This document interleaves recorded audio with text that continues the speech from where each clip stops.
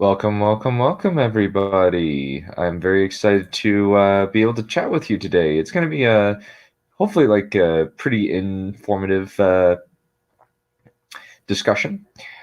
We're basically just going to be talking about like how we create stories, how we formulate things, and I'm intrigued to just chat with you guys regarding just how we function, how we create stories. But without further ado, allow me to bring in my guests. First off, please welcome.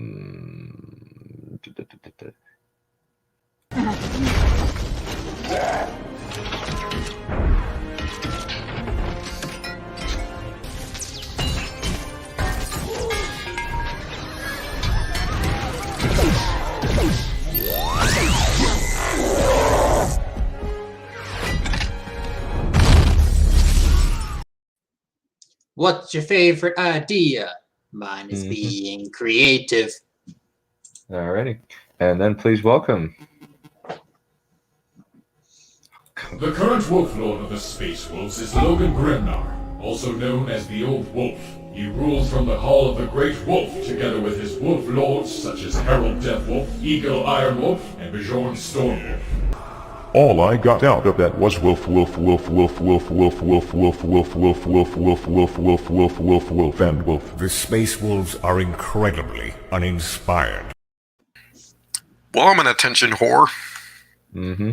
Indeed. And we love you for it anyway, don't worry. And our special guest for today.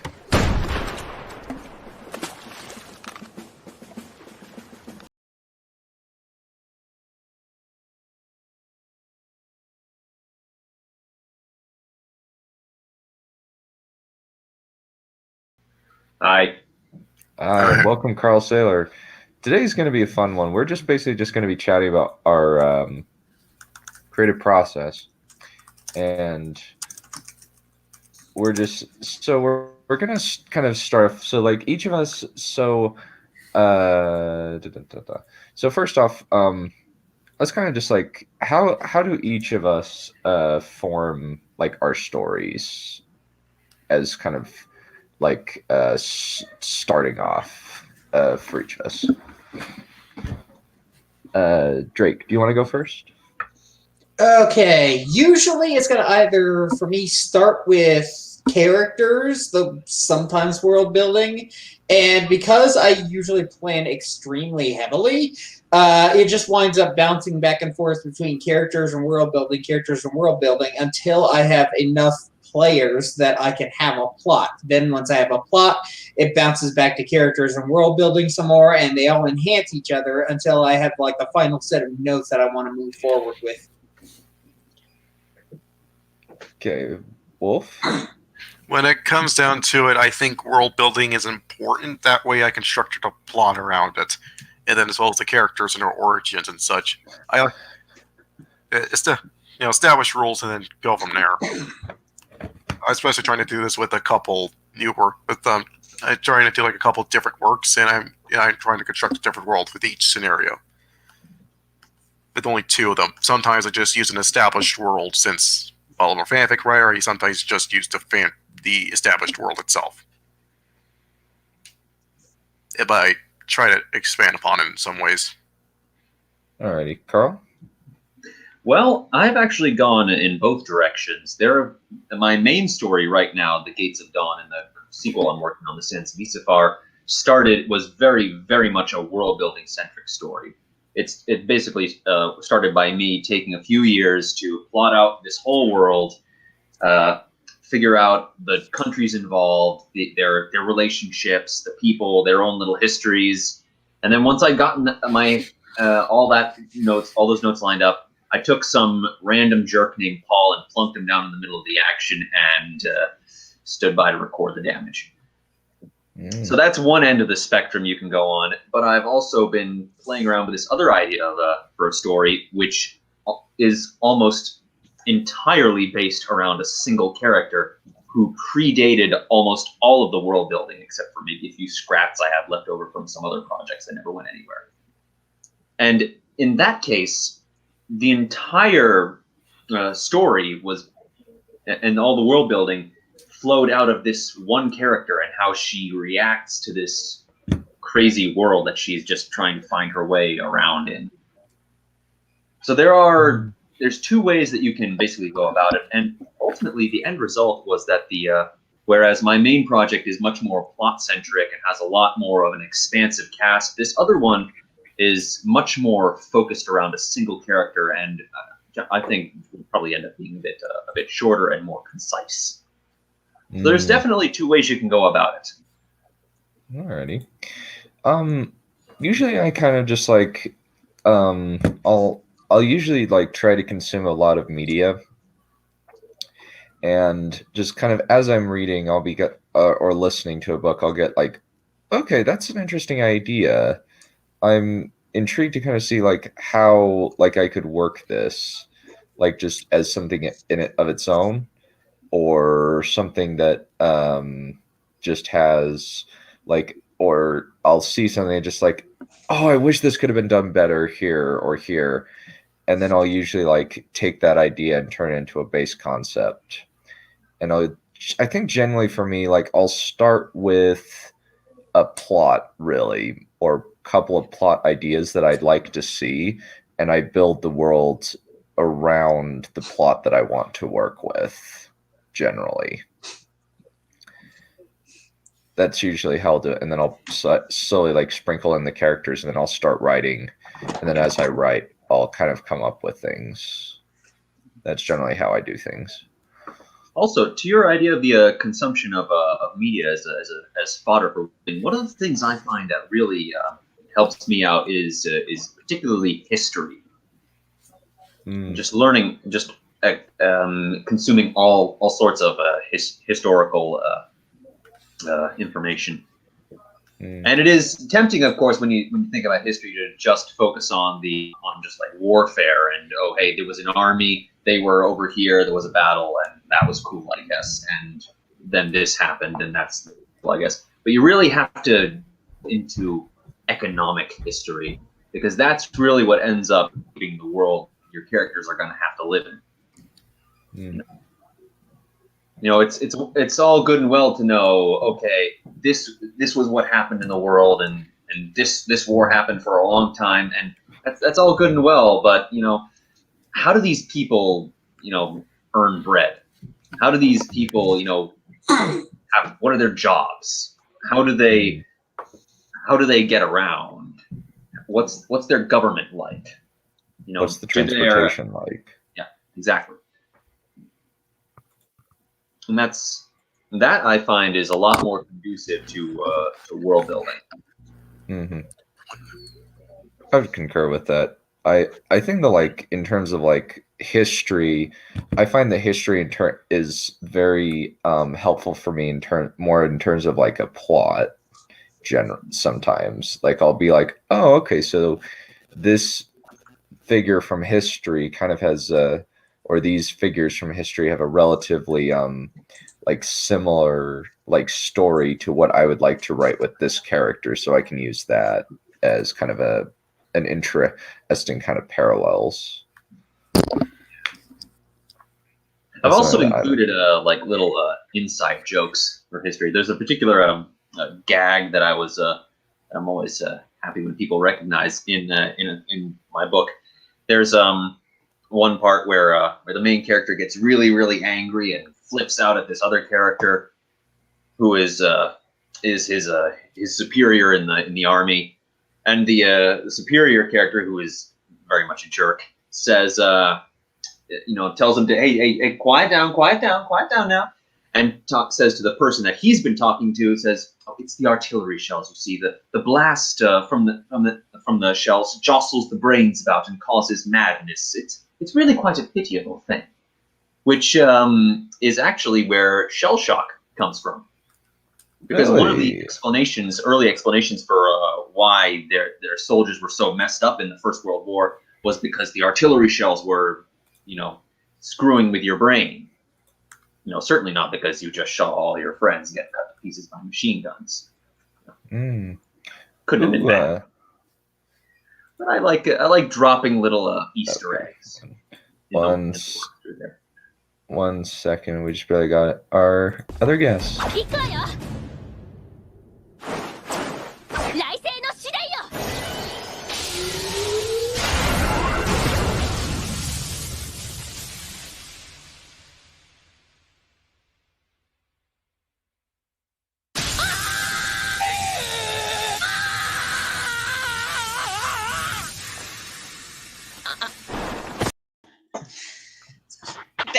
Sorry I'm late. Ugh. Hey, You're Neph. fine. Yeah. I just hi, Neph. Nice of you to turn up. Nice. I was distracted doing something else. Was it a Then bright again, light? Was it I was- a bright light? Was it a bright light by any chance? No. Was it a Thank laser? God it wasn't. Was it a laser dot? Was it a red dot that kept moving around? No. You're taking It's actually a game and writing for the game, so yeah. Oh, nice. So Neph, with you, like, how do you kind of like formulate story? What's your usual creative process, like, just as like kind of a general thing? Usually for me, it's more of a question occurs to me, and it's like, what if? It's almost always what if with me. So, what if, let's say, Kayaba wasn't actually the villain, for instance, and then I'll start writing that, and then another thing would be, what if these two different things clashed?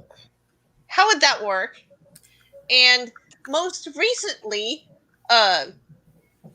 this last week's suggested writing exercise that I left off a word count for, because I know how hard that can sometimes be, was to take a single element from something that you like and create something new with just one single change. And watch as the butterflies go everywhere. It's an interesting idea. Yeah. And just because you take inspiration from something and you use that single element does not mean that you are required to write fanfic for it. Okay.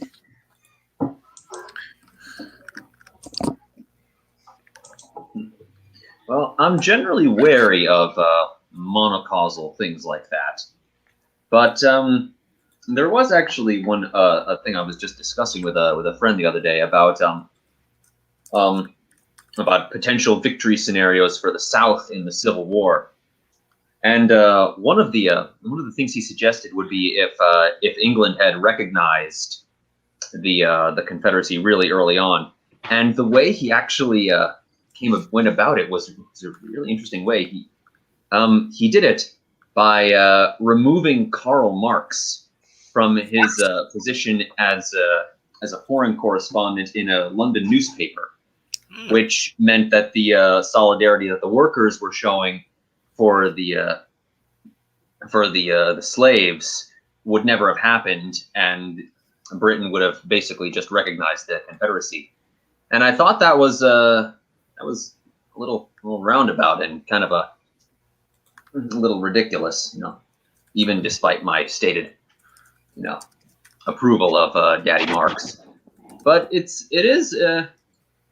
interesting to think about these single things, and not necessarily the single thing, but to create a scenario where a single element could have actually switched some really big element in history like that. That is very interesting. Yeah. So this is actually Ooh, yeah. World builder disease. Yes. yeah. It's very easy to get carried away. Very. Oh, there was one thing that got me where I was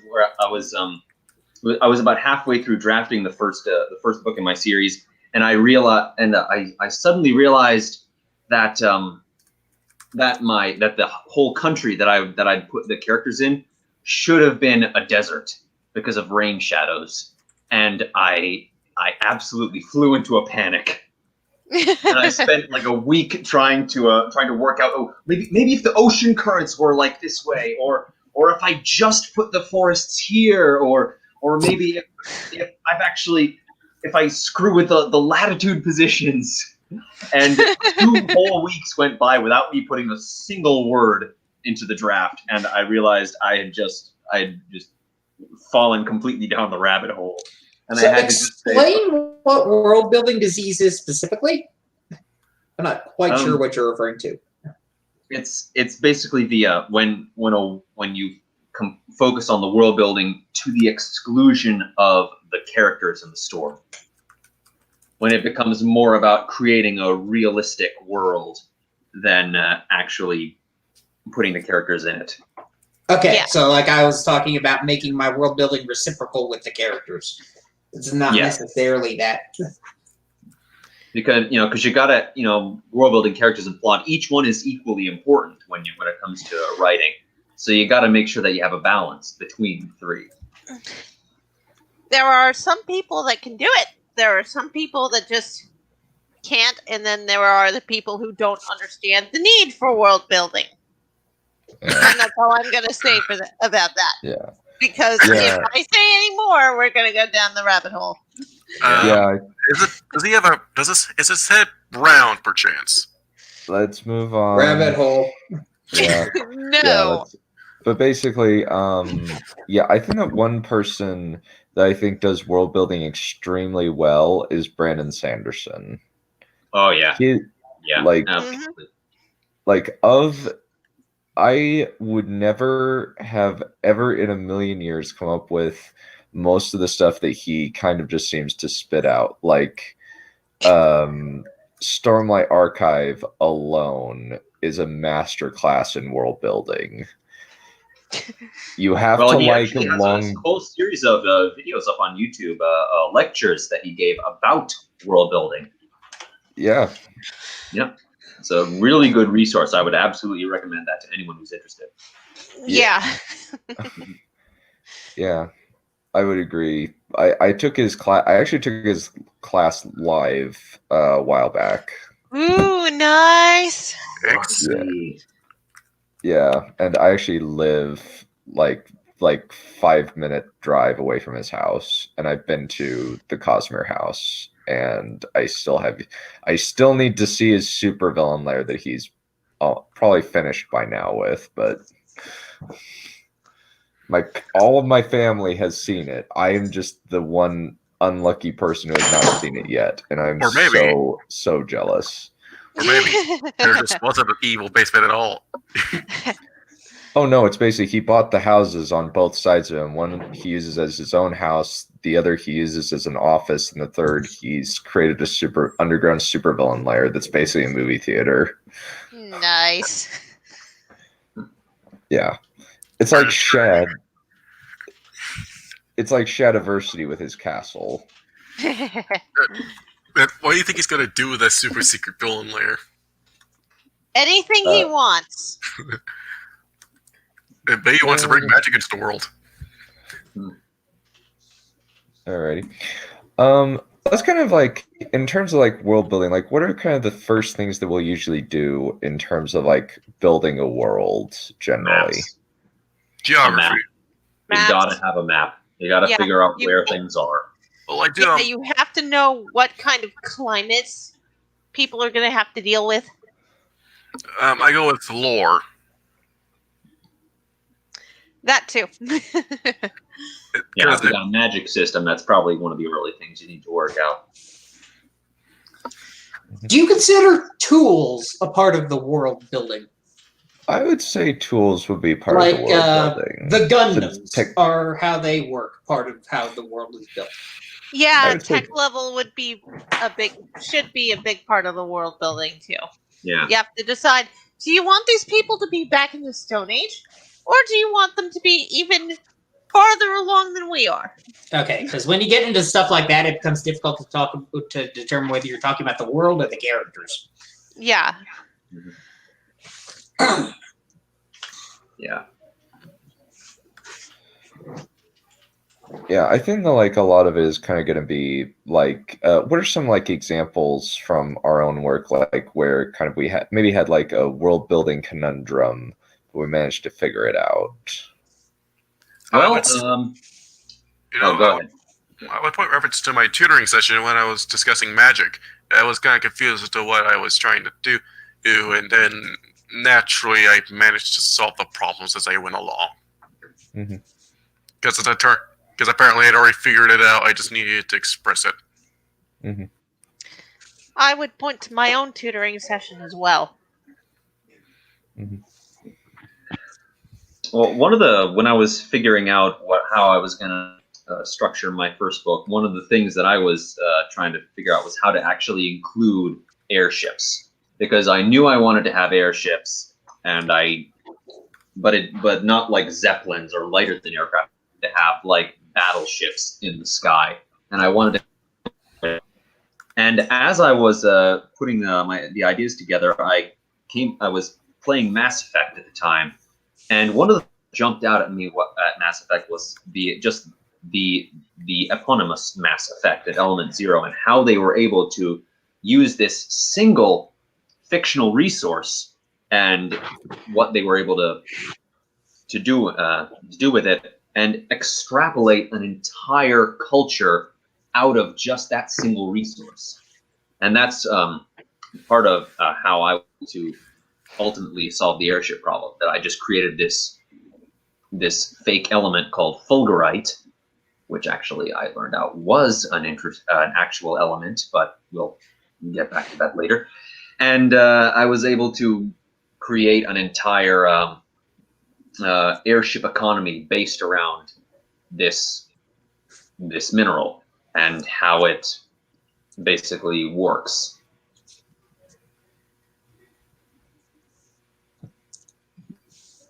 I don't know if that made any sense. I'm sort of putting this together. Oh yeah, it totally makes sense. Basically, like you made it revolve around like utilizing the singular element as fuel. Yeah. Okay. It turns out fulgurites are actually a thing. That's what happens when sand is struck by lightning, but I didn't know that at the time. And really, really beautiful. Like they're also called petrified thing, and it's just been really amazing to look at.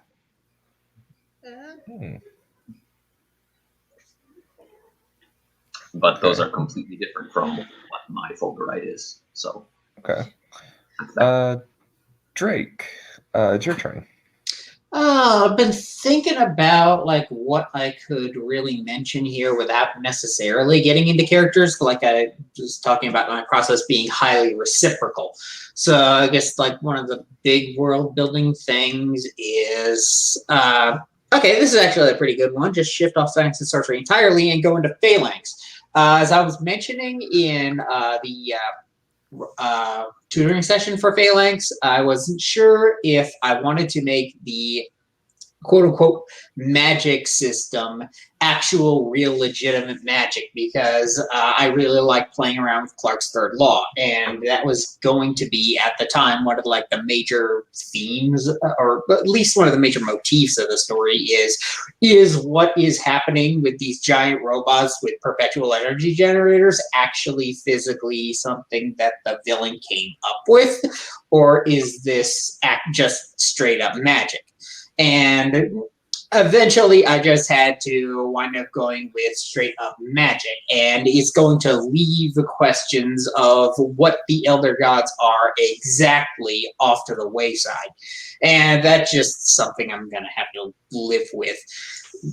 It's actually probably better that they're not explained. The more I read Lovecraft, the more I realize that the less you say, the better off you are, because that just like opens up ideas for where the universe could go in the minds of somebody who's reading this and wants to write a fan fiction about it.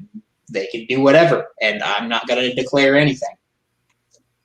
And it's probably better that the story works that way, because it's sort of a it's sort of an Evangelianoid, but as in defiance of the actual Evangelion, I'm actually having to make sure I hammer out everything.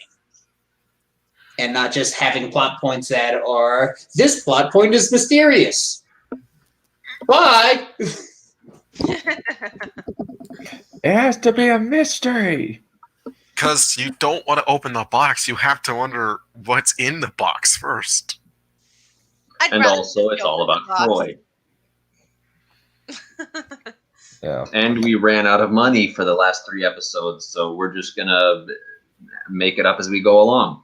What's that in Yeah, reference but to? let's not rabbit hole. Yeah, let's not Ooh, let's boy. not go there. Wait, what's that in reference to? Let's not go there. At least tell me in the You don't- private chat. Wolf, no. Okay. I think like for me, like I had an idea for just like I wanted to kind of have a book like just after like or at least several hundred years after a Dark Lord fell.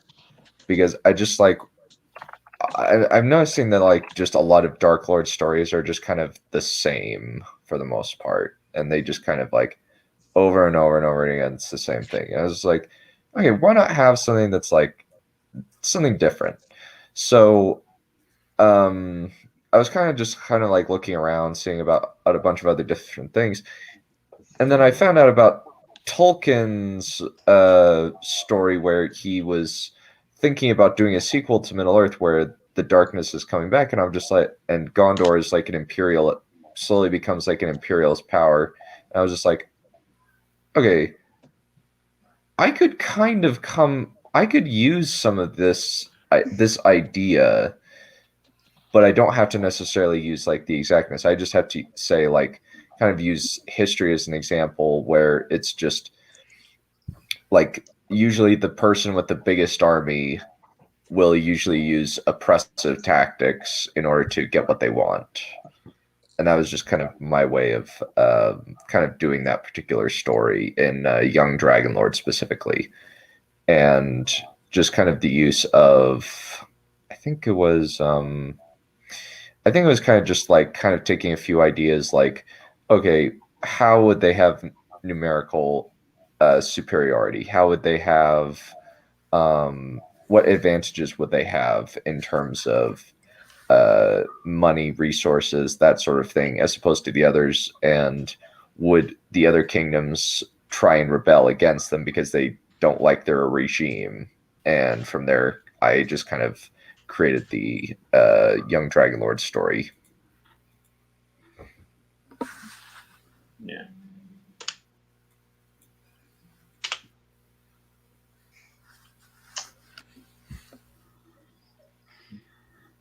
Is it about time to move on to characters then? Yes, I believe so. All right.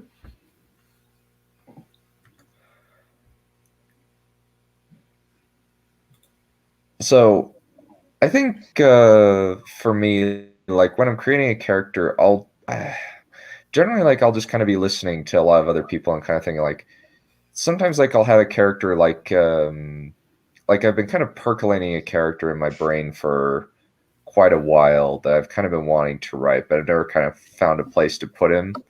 So basically, this character is very kind of cynical in a lot of ways. He kind of just doesn't really he's on the right side, for lack of a better term, because he says it's the best option for me. And even though like technically I could go to the other side and have a good life, I don't like them very much, so I'm not interested. And that's kind of just how I formulated that character, as well as kind of taking a look at like a Chosen One story and kind of saying, why not just like not make the Chosen One the main character and actually more use a character who's like to the side as kind of just experiencing the Chosen One through his eyes. That was kind of my thought with that one. What are some other like character ideas that y'all do, or at least like how y'all create characters? Well, it feeds back into the world building. Generally, when I create a character, I need to know where they fit in the world, not just to figure out, what they're gonna with, what they're gonna look like, how they're gonna speak, but just what their outlook is gonna be. Because someone who's been raised among the nobility is going to have a completely different way of looking at the world than someone who is a peasant off in the hinterlands, or someone who's had to live on and steal their own food every single night, or someone who's grown up among a warrior caste or has a family history of military service. So each figuring out where that person fits in the world is going to control not necessarily how they end up believing, but where they start. So you do have to figure out where they exist in the world. But on the other hand, as I said at the beginning, I have this one character I have now where I'm sort of putting together a little story based around her, where my entire intent with this character was to explore the implications of necromancy and how raising zombies would actually work in a realistic setting. And I basically used this character to explore how someone would get involved in this industry, how it would be employed, and what impact it would have on the people who profit off of it, who are forced to peddle it, who are displaced because of it. And ultimately, the story ended up being about how this character finds her way in a world that needs her, that hates her, and above all, hates that it needs her. And essentially, she's essentially the anchor for the entire story, and all the world building and all the plot completely revolves around her perception of the world. Another passable way. Well, no, this is how the Japanese do it. I find a lot is that they decide what their birthdays are, and then they go looking at the horoscope and at the stuff for blood type, and then they create the character that way.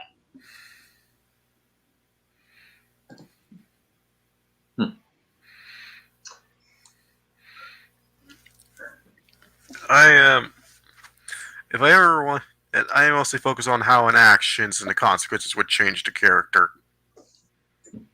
So stereotypical, just do it, just have at least some character change. I think I'll try to figure out okay, this character, I need a character. Okay, so I'm formulating this plot. I need a few characters that will solve for this particular plot beat, and I can set it up so that I can have this moment in the story facilitated through this character, and that's kind of how I formulate things usually. Well, when it comes to characters, I have a lot more to say than just world building, because this is usually where I start, and probably the two big call words for my way of character development is competitive balance. Every character needs to be able to do something that no other character can do. And then the characters work together and assemble in different stables where they all combine their powers to basically accomplish similar goals in different ways. So one thing I really don't believe in is a singular main character for this reason, because if you're only developing enough plot for your side characters to have only side stuff, whereas the narrative focuses on your central character, then that really puts too much weight on that central character, because it just implies that your other characters are just sitting around and are props for that main character. Every character is doing something all the time. And it's just a matter of figuring out what all those plot lines are and making them coalesce in the end. But that's for the next segment. Like a big example of this, science and sorcery. I didn't actually mention this on my tutoring session for that, but every character of the main 4 in the primarily focused team can look around at the other 3 members of their team and see one fight where they easily win, one fight where they easily lose, and one fight where it's a stalemate. This is kind of why I don't really like 5-man bands, because then the geometry gets a little wonky. 4-man bands are a lot easier to balance against one another. If you 3-mans are also good for this too, but that's more rock, paper, scissors, and it's a lot more conventional, sort of the Kirk, Spock, McCoy dynamic. But when you're dealing 4-man, you're dealing with 2 different axes of power, and it's basically character 1 has power A and power B. Character 2 has inverse power A and power B. Character 3 has inverse power B and power A. Character 4 has inverse power A and inverse power B, and this is really hard to explain in words, but I'm hoping I'm conveying the idea. I think you are. Basically, it's designed around gaming, actually. These were designed to be playable characters in a game and to be generally evenly matched against one another. Yeah. And you can kind of see that. And when you have the limits of what characters can do, then you can design plots around what they can't do alone. Well, that's certainly a good way to do it. It reminds me of something that Michael Crichton actually used to do in a lot of his books, where he would structure his groups so that there would always be one character who wasn't an expert in whatever they were talking about. So that meant that the other characters could always explain to that character and vicariously to the audience what was going on and what's the science behind it. And I always thought that was a very clever way of going about it. Kind of like I'll basically have all sorts of different characters. So you avoid characters saying, as you know, this is how this is happening, because that character doesn't know. And of course, you can also avoid a huge paragraph, or pages even of just exposition. This is how the world works, and this is what all the characters know. But I'm telling you because you don't know, little reader, which I thought always just slowed down the story so much. David Weber. It's better to do that through exposition than just an info dump at the beginning. To just do it as it comes up. That's how I felt. But each character should only have maybe at most 3 things that they are good at, so that the other characters that are around them get a chance to shine. Because one character should not be able to do everything that needs to be done. Otherwise... Very soon. Yeah. Otherwise, the character will come off as a Mary Sue, even if you didn't write it that way, and the setting doesn't treat them like a Mary Sue. People will still be going, this doesn't look right. Also, go ahead, Wolf. You go. Okay, what I think of with that is that just because you're giving your character 3 things that they can do, not all of them necessarily have to involve punching stuff. Exactly. Characters might be good in technical support roles, design roles, logistical roles, tactical roles, support roles, diplomatic roles. Yeah, especially for one of my playing fanfics, I have to keep in mind that I have 12 main characters, which I'm going to be still introducing as the story goes along. So I need to find out a way how each one is more relevant, whether importance or where their skills. Those main character himself, really good at running, great at small, fast strikes, not a great leader, and doesn't have a whole lot of confidence in himself. And he's at best an okay magic caster. Yeah. And it's like you're gonna have those characters that need to have traits that are negative, but then have another character who's like the opposite of that. It's like maybe you don't have a character. maybe you have a character who's just not confident in their leader skills, and you have one that's absolutely 100% confident they are good leaders. And then if you have that kind of dynamic going on, you can have the one that's not confident be the better leader. And be the person that's confident be learning from the person who's not. It's like a shared experience based upon how you see one person lead, and you steadily become confident in your own abilities. He said, yeah. That too. It's like you can do that kind of character building by using two characters of a that have two opposing traits. Like you got foils. They're foils. Yeah, like Lancers. Yeah. So one thing that I am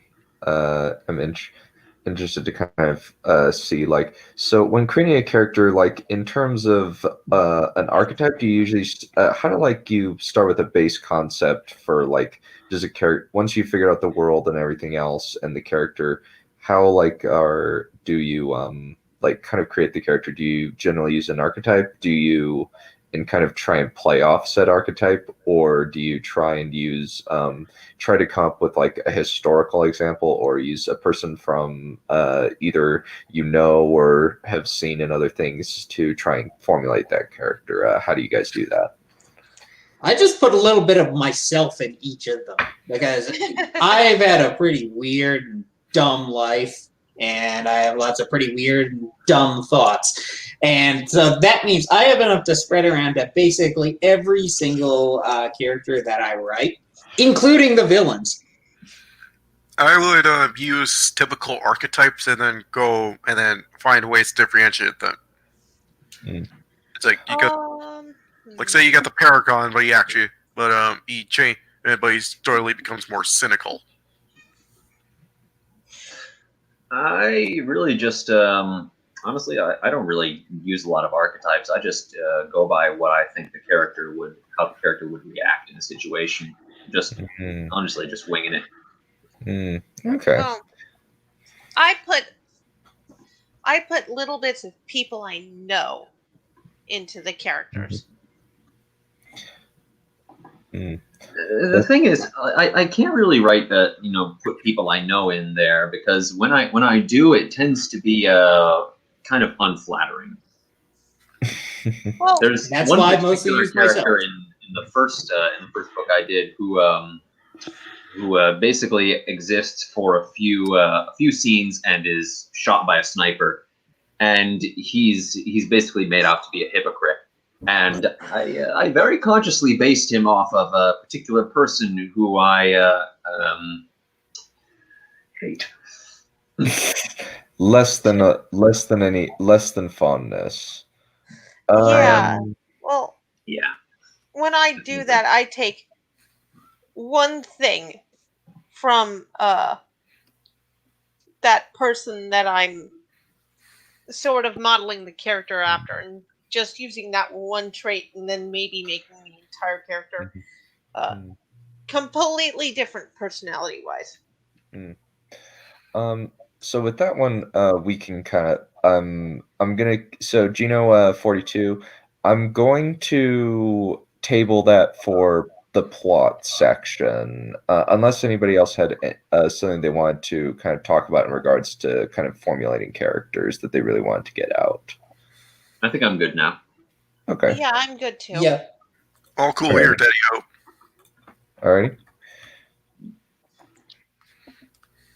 Let's see. So in plot, for me, like my creative process when I'm working with something, I like to be a plotter because I like to know exactly where the story is going personally. All according to Keikaku.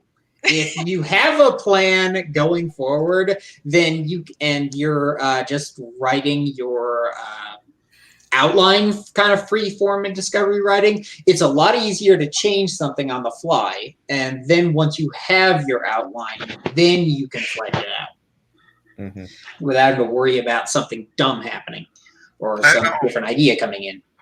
I'm more of a discovery thinker. More discovery writer. but I don't really write. I just make sure I at least know what the F I'm going to do before I type it in. Because it's like, okay, this happens, this happens, this happens. And I'm like, well, if I want this to happen, okay, let's do that. And I'm just more of a discovery writer. Try to plan thing one, and I'm like, screw it, I can't do it any more outlines. I just want to write the story. Because it's like, at this point, I already know how I want to end it. Well, generally speaking, when I first started my book, I knew where I was going to start, where I was going to end, and a few of the plot points along the way. But between that, I didn't really have a whole lot. So there was a certain element of discovery while I was putting that part together. This new second book in the series, on the other hand, I know everything. I know where they're going, I know how they get there, I know all the steps they're going to take, and I know quite a bit of the dialogue along the way. But the thing is, I've noticed that this new book is actually coming out a whole lot slower than the first one. So there is something to be said about just a planning sort of slowing you down in a way. Because I have noticed I'm finding myself stuck in a lot of scenes that just aren't really, that are just kind of dragging. Not necessarily because they're boring, but because I know there's a scene later on that I really want to get to, and I can't take my mind off of that and bring it into the present. So there definitely is something to be said about the discovery as something that you do run the risk of writing yourself into a corner, but it does have a much more organic flow as far as the writing process goes. I find that I'm much better as a plotter than a discovery writer, but I've actually been discovery writing with the samples that I'm writing. We'll see where it ends up, but I prefer having at least a very vague plan of what's going to happen. Because then, even if I get stuck on words, I know exactly where I'm going. But then again, words are hard. So...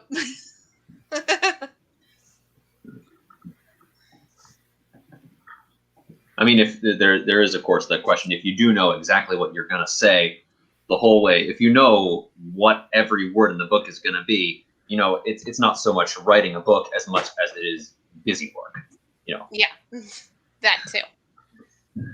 Yeah. So you do have to respect the process in some way. Yeah. Doesn't change the fact that words are hard no matter what you do. Damned if you do, damned if you don't. Yep, kinda.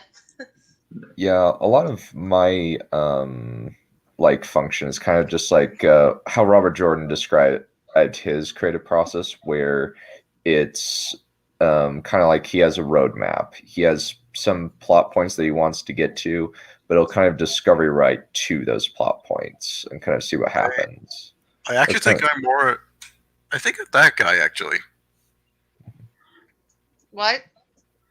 I don't know. I don't write it down, but I have a roadmap in my head, and I just figure it out what the hell I'm going to do along the way. I have to put the roadmap down on paper, otherwise I forget what the roadmap looks like. Most of the time, anyway.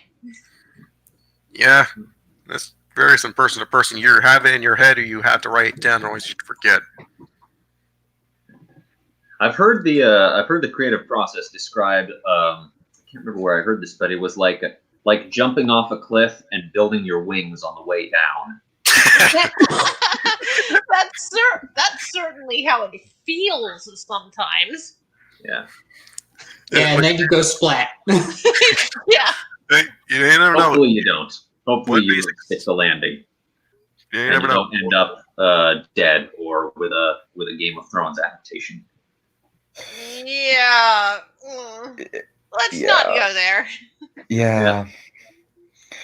Yeah, that's... It's like one idea that really helps me a lot, and is probably one you've all heard before, but it really does hold true in a lot of my stuff. Write the plot backwards. know where the endpoint that you're going is, and write everything that you're plotting to facilitate that ending. Jarl Steinway. Because he stated that what he likes to do is that he wants to know how he wants to end a story, and then spend the next book, and then the rest of that book leading to it. I imagine there's other people who have done that as well, and he wasn't the one who invented that. Yeah. I wouldn't be surprised if it was came from ancient Greece or something. I think that's what everybody should probably do. Know how you want to end your story, then spend the rest of the book trying to figure it out. I find that I have the hardest time with the middle of the book. Not the end or the beginning, the middle. Well, beginnings are easy. Yeah, beginnings are easy. I've written the beginnings to so many stories that just never went anywhere. Yeah. I would also say the middle part is where I'm going to struggle the most. Because that's supposed to be that is supposed to be nearing the climax. Since I know the story structure is that you're supposed to rise the middle part's the entire rising to the point, right, towards the climax. And then the ending, well, you know the ending. Yeah.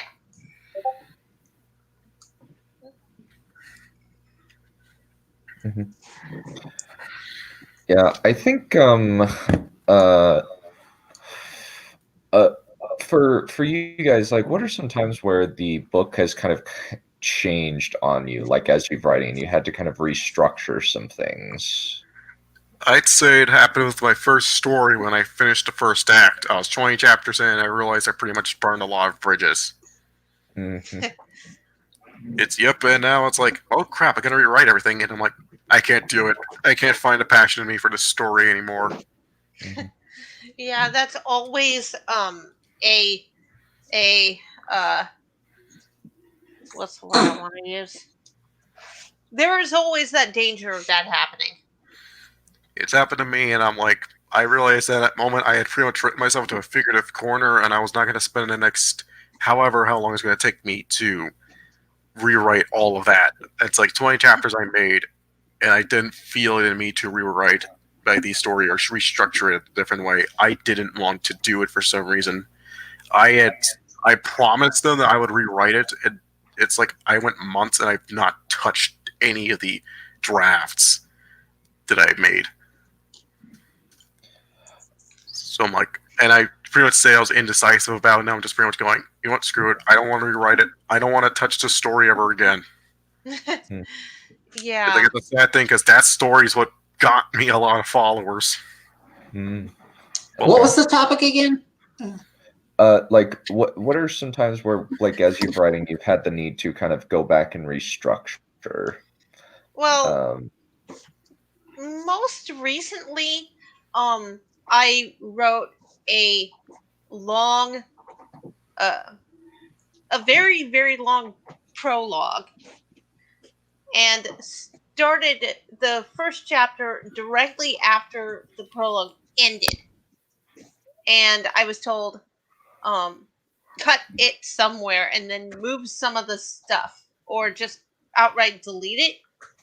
And I was, and I found that I could, in fact, do that without losing anything. So I did. But, it took sleeping on it first. Yeah, I had an issue in Science and Sorcery where, if you actually look, you can kind of see this if you look back at my DeviantArt and see some of my older works about how the lycanthropes work exactly. There's always been the strong implication, and eventually canonically stated, that lycanthropes turn their victims into more of themselves. The question is how they do that. Or if you look back into older works, you'll see a lot of cases where a lot of the bodies killed by lycanthropes are burnt. Because originally I was going on an idea that lycanthropy had a biological component. Eventually this became a mystical component, and then I'm having to go all the way back, right back to the beginning, and redux everything I've written about them in order to fix that. Because not only is it a mystical component, they're not supposed to know that's how it works yet. They're supposed to figure that out later based on other stuff. I actually have an opposite example. I had when I was writing The Gates of Dawn, I was still, when I started writing the first chapter, which was very much a tentative kind of just dipping my toe into the narrative to see if it would work. I still didn't really know a whole lot of what was going to go on. And then all of a sudden I wrote this one character who honestly, I intended for him to be a one-off. I was fully prepared to kill him at the end of the chapter, give him a nice little heroic send-off and, farewell, we'll give you a call back. But as I was writing this one particular character, Lord Orpheus Chester Wingate, I'm very proud of that name, actually. I love that name. All of a sudden, as I was writing this character and just figuring out little droplets to make him a person, to make it really hurt when I killed him at the end of the chapter, all of a sudden the entire plot, it was like a curtain had been lifted up and I could suddenly see where the story was going. So it really worked out, and I wouldn't have been able to do that if I'd been spent another year or so banging my head against the plot wall. So at some point planning is all good and well, but you're writing a book, and the book has to be how you discover it. So eventually you're going to have to just start taking that plunge, and sometimes that's exactly what you need. Mm-hmm. Yeah, I think this actually happened for me with Prince of Winter. A while back, I wanted so full spoilers for Prince of Winter, at least like Prince of Winter Prime. Originally, I had it as one continuous narrative, and I wanted kind of a character reveal at near the end that the previous throughout the book I always put this assassin, like the Kingslayer had been there and had killed a bunch of the or had killed the king, but what I decided to do was I decided to shift because I realized that didn't make any sense, especially considering like one of the people who died, just the way that he died just didn't make sense. So I decided to take the Kingslayer aspect out and restructure the story so that there were flashback sequences that led a parallel narrative, adding some depth to the people there instead of just having like a person who like just having a description of what happened. I decided to put you in the head of the character in the past doing it. And so I kind of just had that reveal, like instead of the Kingslayer killing the king outright, the Kingslayer I removed that aspect completely and said, no, I'm just not going to do this. This is not going to work, but I can still have this character die in a way that like makes sense and need to create a reason. So I made it so that he died of poison because of certain actions in the plot that I'll let you guys find out when you read it. Link is in the description below. Hint, hint. Yes. Oh, yeah. Shameless plug. I got to get my name out there somewhere, somehow. Yeah.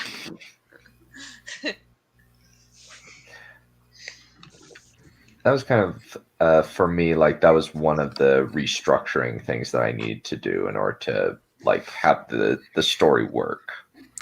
Mm-hmm. Yeah, it's important we get Dunn's name out there. That way we could get him monetized quickly. Yeah. You can't get demonetized if you're not monetized first.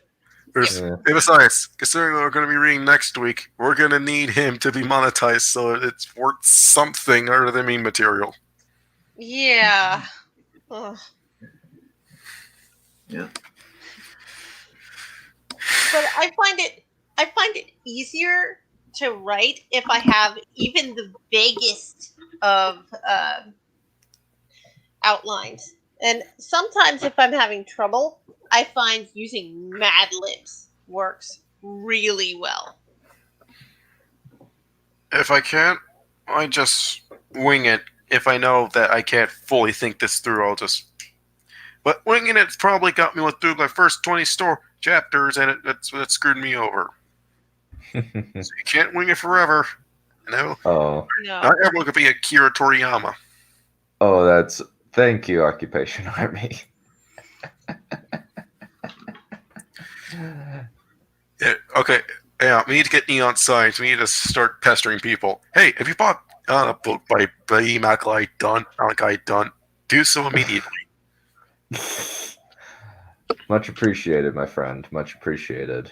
No problem, Dunn. You're giving me spot time, so I have to pay you back somehow. Yeah.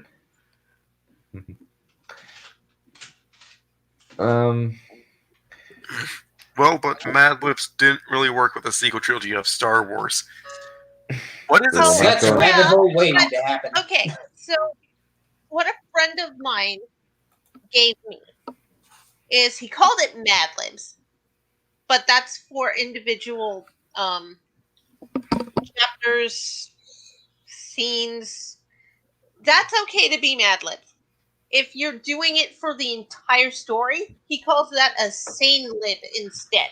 Because Mad Libs don't have to make sense, but sane libs do. Yeah, it's... Thank you. Well, then, of course, there is always Chandler's Law to fall back on. And that is? When in doubt, have a man come through the door with a gun in his hand. As Yeah. popularized by noir novelist Raymond Chandler. Oh, that's great. I love that. Yep. And it doesn't necessarily have to be, a guy coming in trying to kill your characters. Just any sort of new information. Just anything to just stir it up and keep the story moving in any direction. Anyway, I figured that because Dunn closed the screen share, we're on a tangent. He's going to play the tangent clip again. Nah, I was thinking about it. Ah, What are- I caught you in your act, you vile fiend. One thing that I kind of wanted to discuss, like, what are some times where kind of like in the creative process you've hit a roadblock and kind of like you figured out a way around it? What were some ways or did I already ask that question? I don't think you asked that question. Not in that particular That's a good one.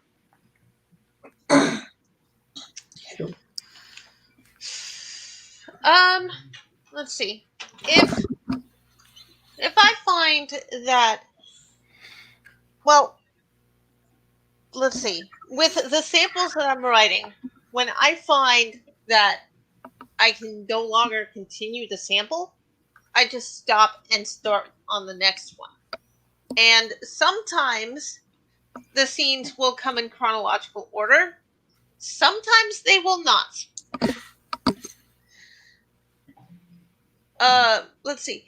For instance, I wrote the final battle for the first arc of one of my more recent works before I put words to paper for the prologue.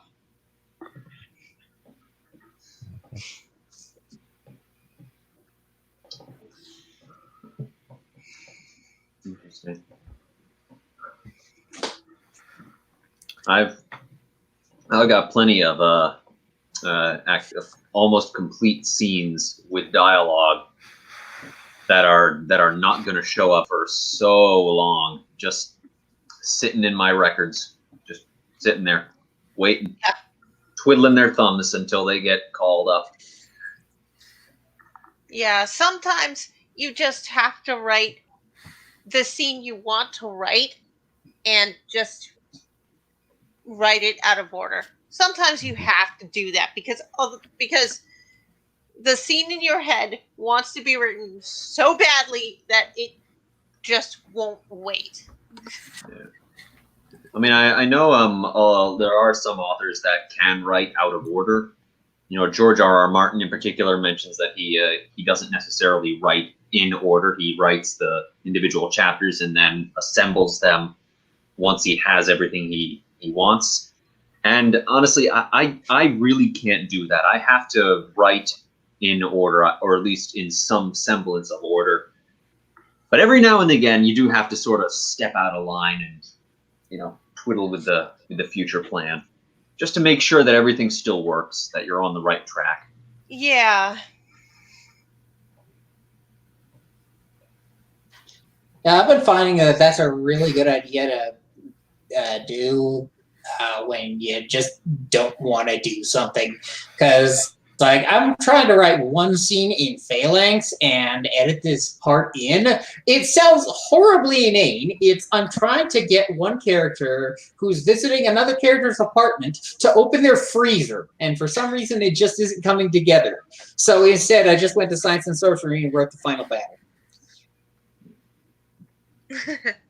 Yeah. And for one of my stories, I wrote several scenes out of order. I at least want to keep consistency while writing. Yeah. So it's like I don't want to write out of order scenes. I do want to write flashbacks, but only when it's appropriate. And not like have the entirety. Sorry.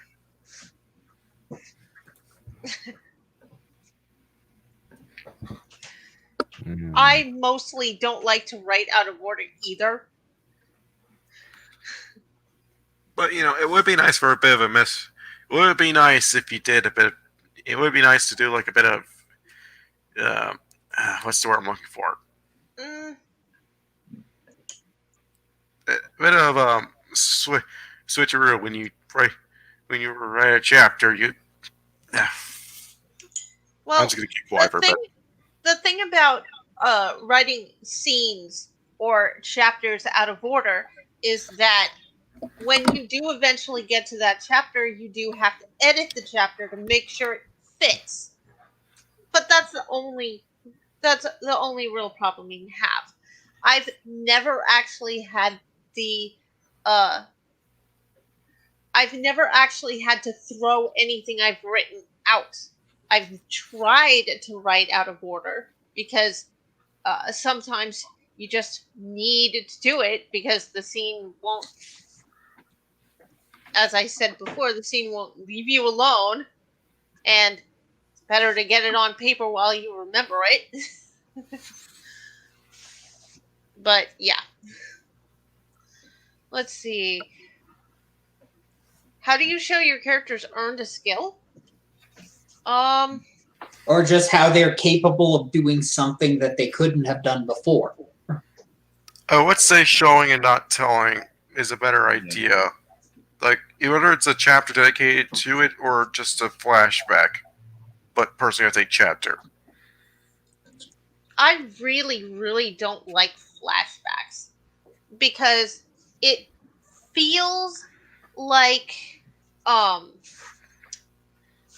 it kind of feels like it's not earned if you're showing something in a flashback. Because then you're just like,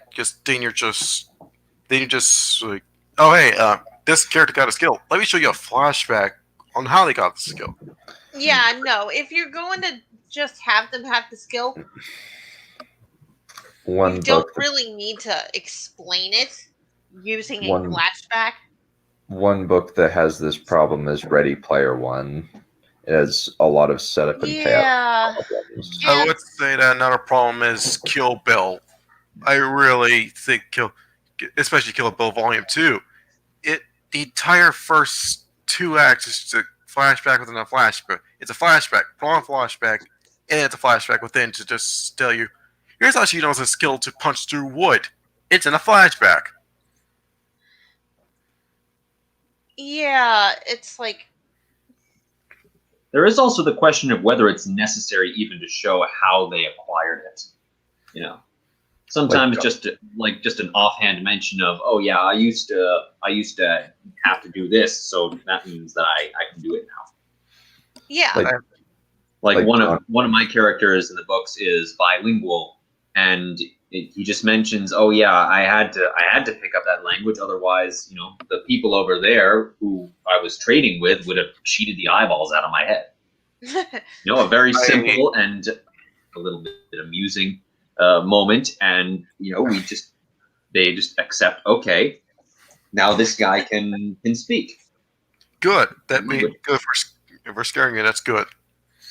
So it can largely depend on how your characters work and like how the abilities that they have already relate to how they gain the abilities that they gain later on. Like science and sorcery, I have a lot to say on this. Tap's largely an engineer, so you constantly see him building up his weaponry and adapting it to new circumstances. And occasionally he'll just pick up brand new things that he's been working on for a while. And because I'm planning this out, I have little implications scattered around before saying that he's working on something, but he's not ready to unveil it just yet. For Lana, her powers are largely instinctive based because of the nature of how the world is built. And so it's like she can tap into powers as she runs into new scenarios and as her emotional state changes. So as her character develops, her powers develop. Angel's powers, I'm the most shaky on by a significant margin because she doesn't know it, but her powers basically have no limits. And it's basically the only limits to her power are what she thinks she's capable of. And this is why I'm as shaky on it about it, because eventually where I'm going with this is it has to do with the larger themes of the story, and especially the theme of the, or at least her theme of the first book, which I don't want to get into yet because it's a huge spoiler for her entire character arc. But I hope it's as satisfying as I want it to be. Yeah.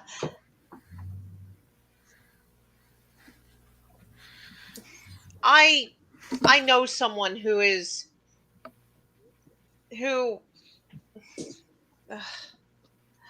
okay, so he was going to create a Saitama character from, you know, One Punch Man. He was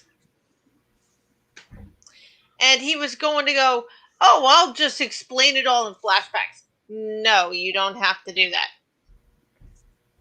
But yeah, there's the question of oversharing. You know, does the character need to know why your superhero can shoot lasers out of his ass, or is that just something that we would accept? You know. Yeah. How you know, you got to know how far your audience is willing to suspend their disbelief. Yeah. If you build the world properly, you can have everyone shooting lasers out of their asses if you want. But you have to build the world properly in order for people to be able to suspend their disbelief that much. Yeah, rectal cannons. Excellent for My Hero Academia. Poor idea for Harry Potter. Yeah. I think one example is actually that is actually something that one of my friends was working on.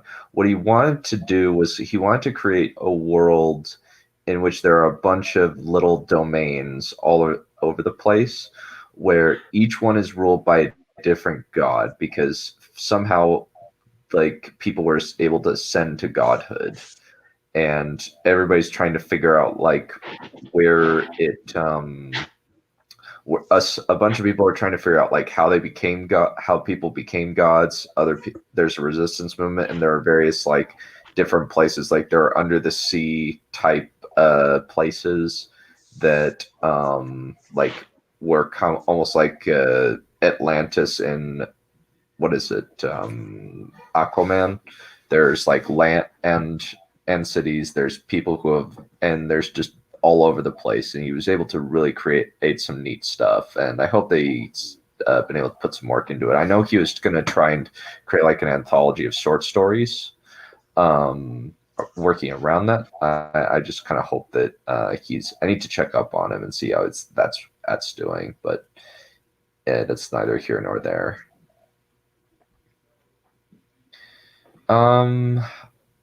Is there anything else anybody wants to talk about in regards to whether it be a world building, character, or plot construction that you want to discuss before we go into the Q&A? Maybe themes? Theme, yes, that's actually a very good one. Please discuss. Themes I'll come up with at various points. Like for Phalanx, I came up with the concept basically because it came from a drug-induced fever dream, and I injected the theme into it later. Whereas Science and Sorcery is largely based on a bunch of harvested fanfiction ideas, and so I basically would just pluck themes from there.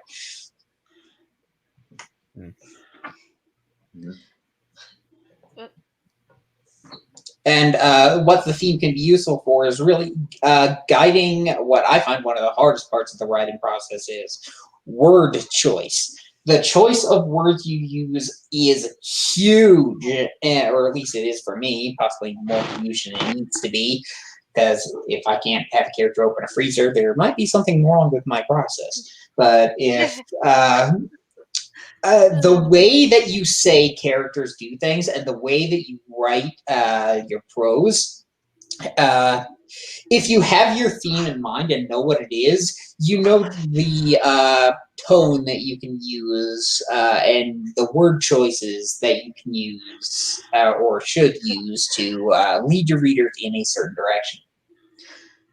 Sometimes if you don't know what your theme is, then you have a lot of trouble writing. One of my projects that I'm working on right now, I'm not sure what the theme is yet. And I'm not sure if I'm going to know the theme until the book is finished, even. But I've slowed down to, it feels like a crawl while working on it because I don't know what the damn theme is. For me, I kind of we'll start with kind of some of it's an idea, some of it will be okay, what kind of, I think with Wrath of the Dragon, I kind of figured out from the beginning that I want it to be a discussion on how exactly sometimes you need a monster in order to protect the family, or at least a father has to be a monster toward the people that threaten his family, and kind of sometimes that is what's needed in order. Every man must have every lord must have a beast. Sometimes sometimes in order to be a hero, you have to be the villain. The hero has to be a monster. Batman is like that. Yeah. Yes. Well, on the other hand, you can't really focus on themes too much because at the end of the day, you're writing a story, not a political pamphlet. That's I true. would concur with As that. much as I would like to do it, I can't just write communist propaganda all the time. Mm-hmm. Yeah, and that's kind of why I more kind of put in generalized questions, what does it take to be a good friend? What what makes a good king? And what are the costs of war and the cycle of revenge? That's kind of something that that's the kind of theme that I like taking a look at. Yep. Yeah, I tend to actually do the counter to that, where war sucks, but dying sucks worse. Mm-hmm. Yeah. I think most people in the world would agree with that. Mm-hmm. Space junk.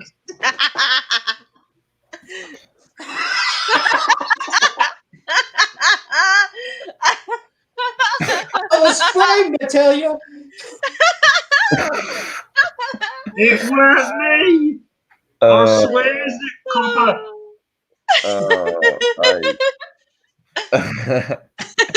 Occupation Army just no. Wasn't there a time like when you were demanding, please stop watching School of Movies, do framing monsters? I believe that was just last week. 3 weeks ago, actually. Oh yeah, it was 3 weeks ago. At least we got copious memes. Yes. Yep. Well, now is the time to open up to you guys. Is there anything else you wanted to discuss about like the creative process? Like those were just the ones that I came up with that were the big ones that I could think of.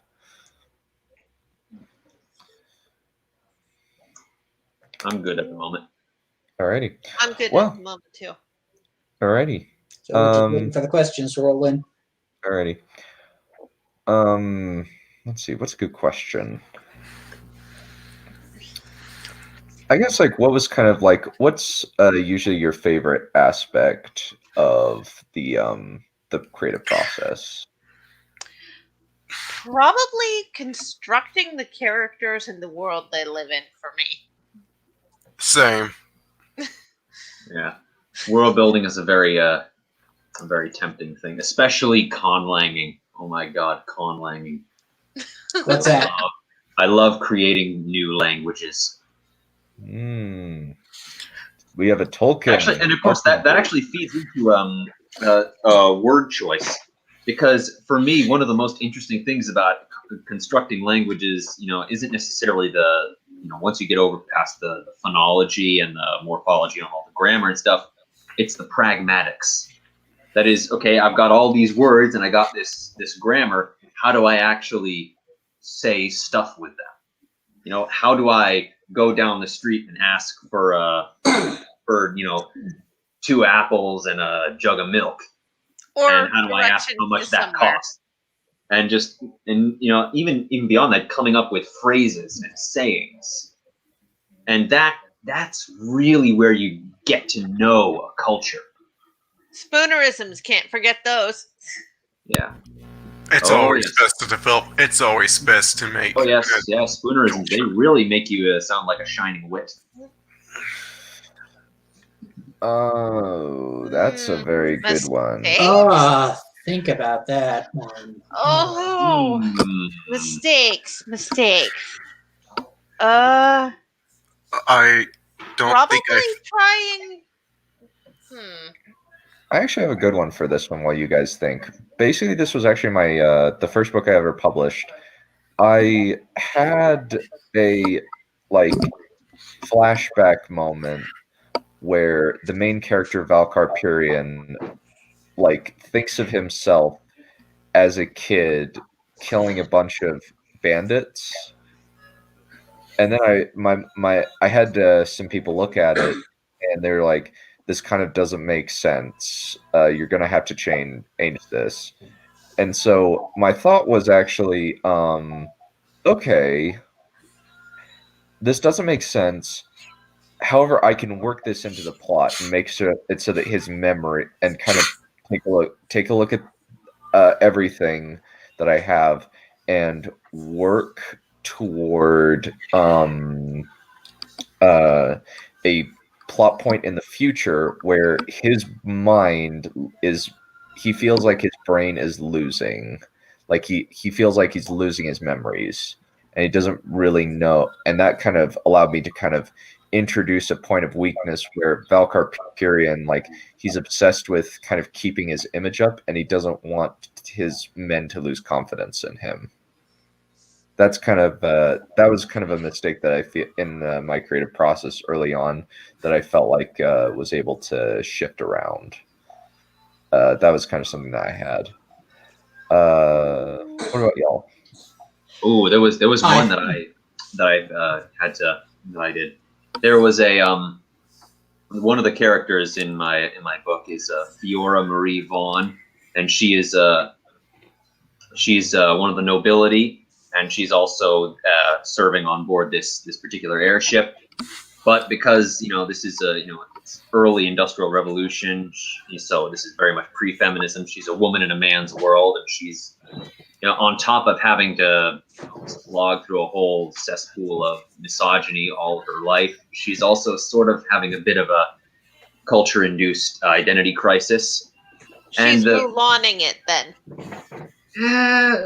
Well, it's sort of in a way, yeah. And the mistake was that I couldn't keep her names consistent. Sometimes I would call it in her inner monologue, she would be Fiora.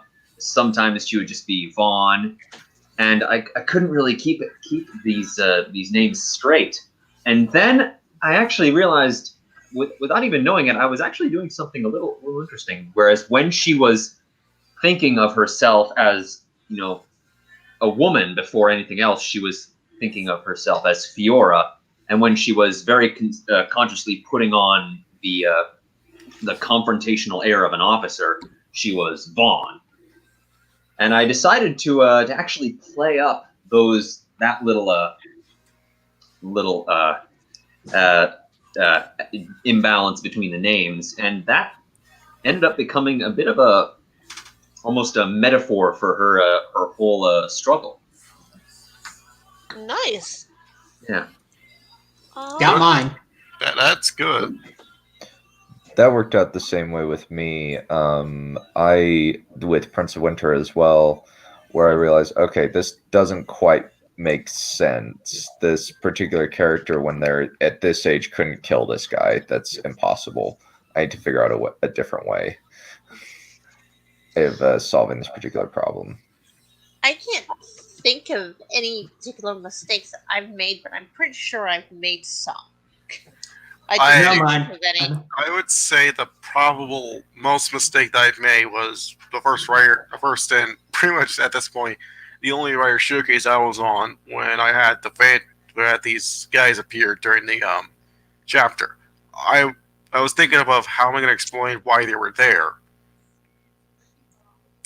And when I get there, eventually, when I finally write that chapter, I will try to find a way to overcome that mistake of how the heck did they know they were there? I will say that's a mistake I made that I plan to at least fix. For me, it was in Science and Sorcery, the inclusion of Carius in the main team. Now, the other three characters, Tap, Lana, Angel, all three are Voidwalkers. Carius is the only exception. And I thought this was going to be a problem because of the massive power imbalances. Ultimately, I wound up dialing back the power of the Voidwalkers, which was probably a better move in the end anyway, because it balances them out better. And instead, their magic was more based on the ability to manipulate a very, very, very specific and rare element. And in so doing, by picking Carius, I wound up the character that was supposed to be in his place was supposed to be a Zongrit. But by having it be a lycanthrope, Carius could really explore the spiritual side of this world's religion, essentially, and really give you a feel for what he believes in, what he stands for, and he wound up being a much better character for it. So, and Science and Sorcery would not be the same without him.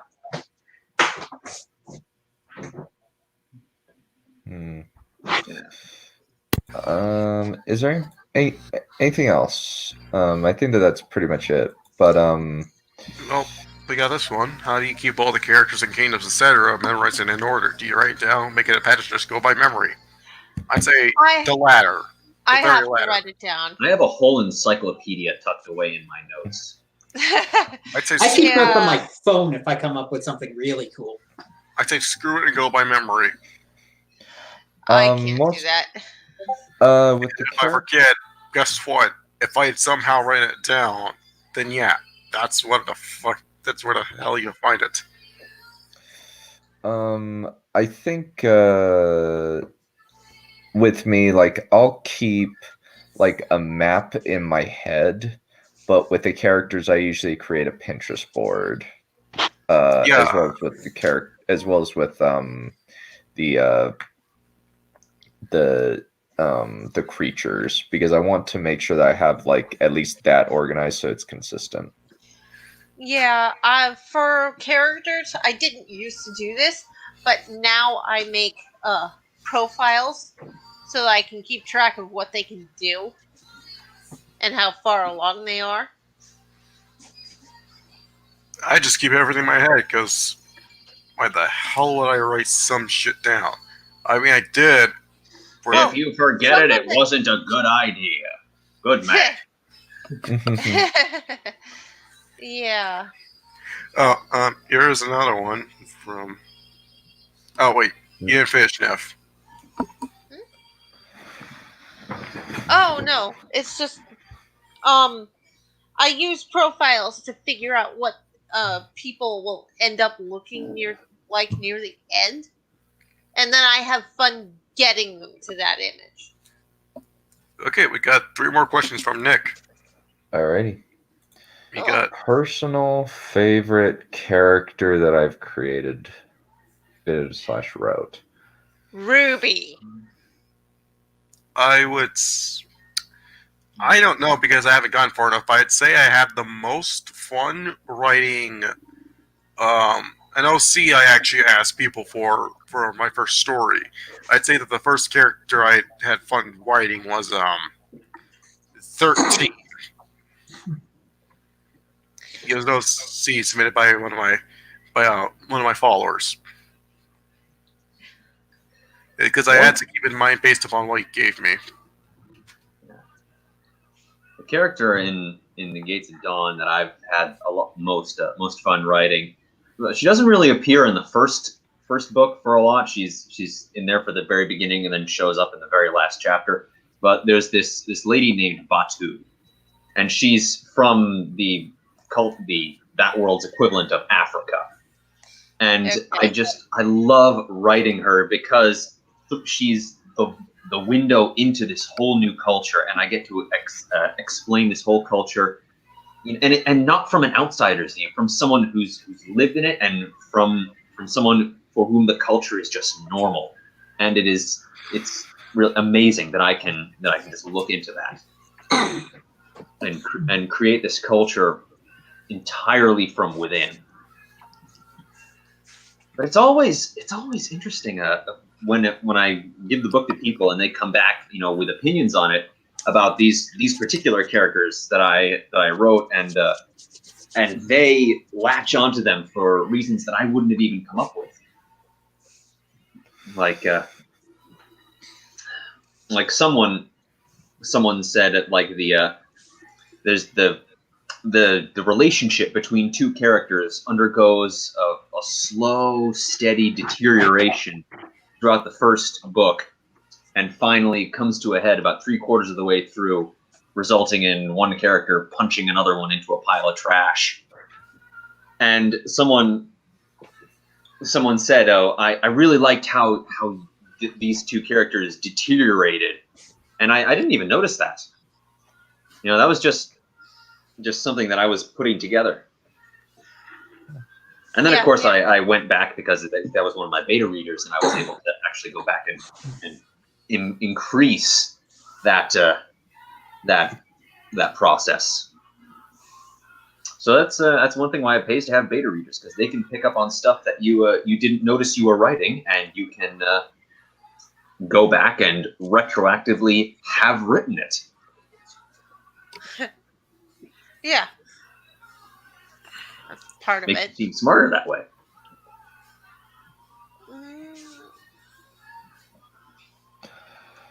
The favorite character that I've ever created in anything. I've gone on about Carius, and he's my favorite in Science and Sorcery, but in total, Eremiel.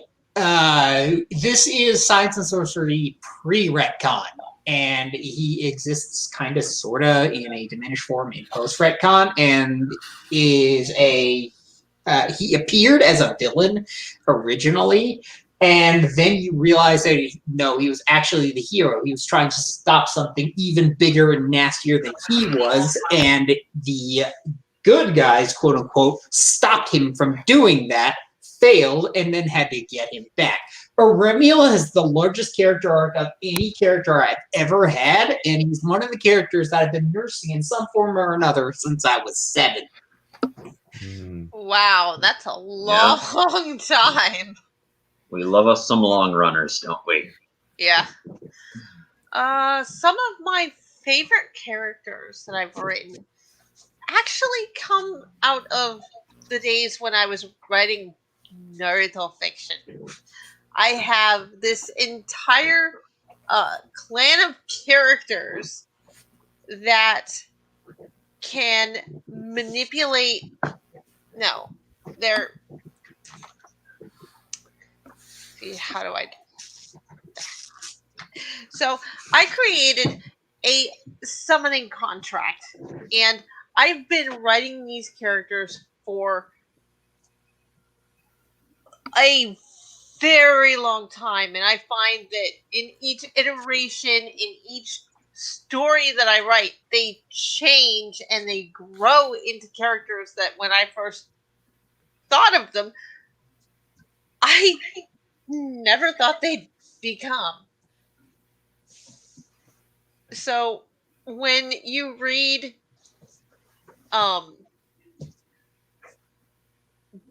the different fics that I've got up, that, and no, none of them are finished, unfortunately, but each time you see these characters, they change.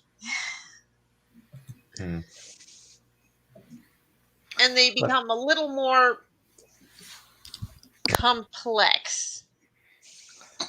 And not in a bad way either, because they started out as Mary Sue-ish characters, but then as I went along, I started giving more and more weaknesses. And they have telepathy, but they can only speak to each other and this one clan specifically. So it's not, boom, they can speak to anyone they want. It's very clear that they can only do this one thing with this one other clan, because they are an extension of their family, basically. So it's a family thing that can only be done in the family. You can't do it with anyone outside of it. So, yeah, character development can be very entertaining too. Let's see. So we actually have another person joining us. Yokai, I don't think it worked. Yokai, you missed. You're supposed to kill Don in that explosion. That way Neph can take over the stream. And that's what I call controlled demolition. Now, there you are. Oh, the video clip actually played for you guys? I didn't see Yeah. It didn't work for me. Strange. Huh. Oh, Well, sorry, it Drake. played. Wait, Hey, it cut over to the part where Maya is. You hear me? Okay. Yep. Hello. Uh-huh. Yep. Mhm. We hear All you. right. So, who was speaking previously I think I before I showed up and blew everybody up?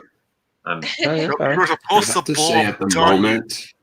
Yokai, you were supposed to blow up Don, you dumbass. Why? You missed. For a minute, I thought I did because he took a moment for me to pop in. So let's At least see. do it right. My favorite character that I have created. To be honest, my characters. It's honestly just more of an archetype than a character, and it's one that I like to come back. Are we having connection problems? I'm not getting a lot. Yeah, Yokai just died. Yeah. Hello? His voice is cutting out. I'm not sure. Hello? Yeah. Oh. Yeah, you're Yeah, Hello, now you're hello, coming. hello, It's hello. fine. It's fine. Yeah, you're back. Yeah, you're back. Alrighty. So for me, it's basically just the archetype of a hero not necessarily destined, but in some cases. Yeah, I'm not And sure. they're so tortured. All right, forget it. Forget it, everybody. Forget it.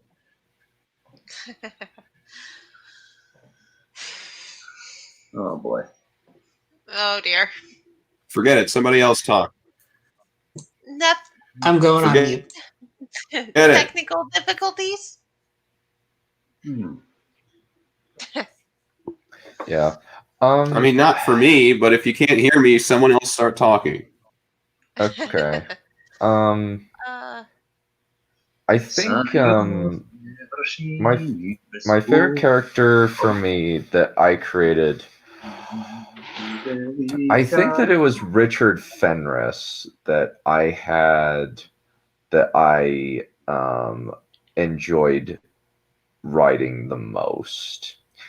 And the reason for that was the fact that he's a very complicated schemer. He has a lot of very dark beliefs and feelings about life. He doesn't want to necessarily do the wrong thing for totally greedy reasons. He wants to create a legacy that will stand the test of time.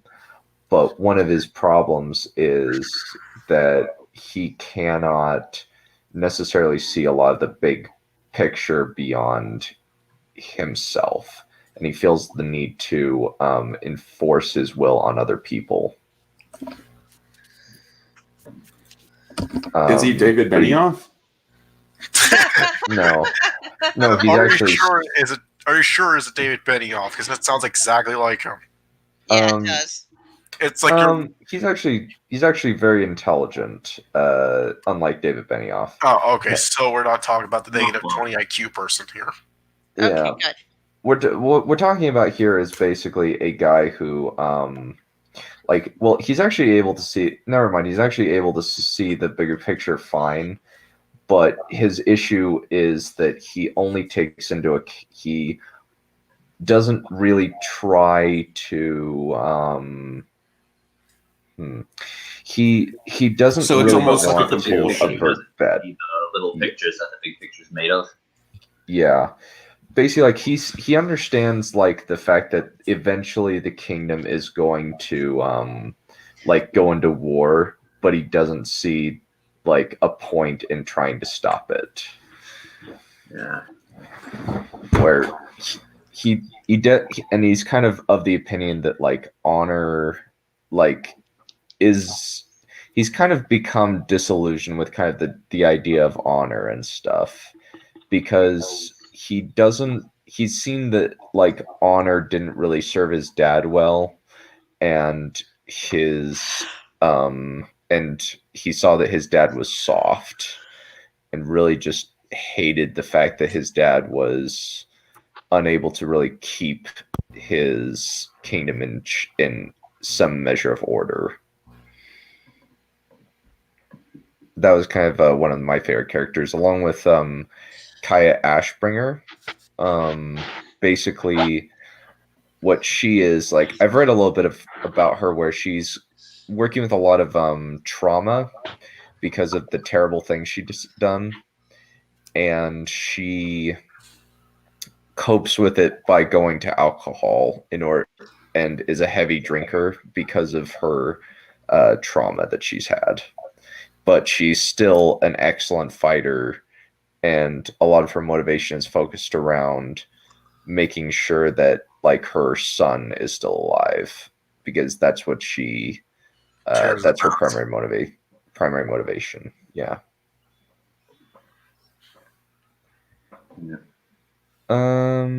Any everyone else's favorite that I didn't think would be a favorite, like a dark horse type character? I don't know, actually. I have That's a mine. good question. Okay.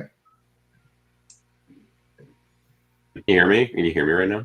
Yes, we Yes. can hear you. We can hear you, okay. No? Yeah?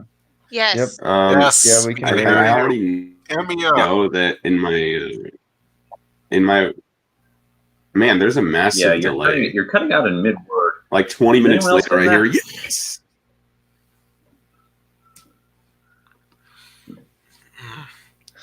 Jesus Christ, that's bad. Yeah. Alright, forget it. Okay.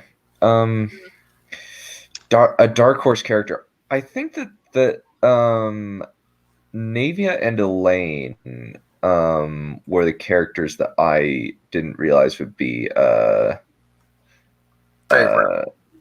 favorite, and because she's one of the most interesting ideas that I've had, where it's basically Jekyll and Hyde but magic. Because I had this idea, why not kind of have somebody who like has their body divided in two, where they can swap between two bodies and psyches, so that they can become split their magic, because one of the problems was she was so powerful that she had to split her two halves in two, so that her brain didn't overload. So she created a separate identity for herself, along with a different appearance, different name, and a backstory that was all hers.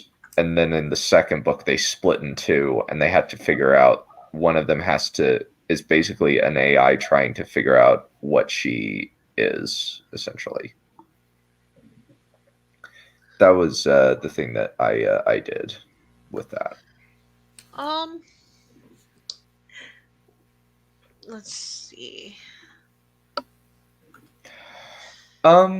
No. Actually, basically, it's divided between physical and mental magic. That's what the divide is. Basically, what you do is it's either based around mental magic is essentially having a character who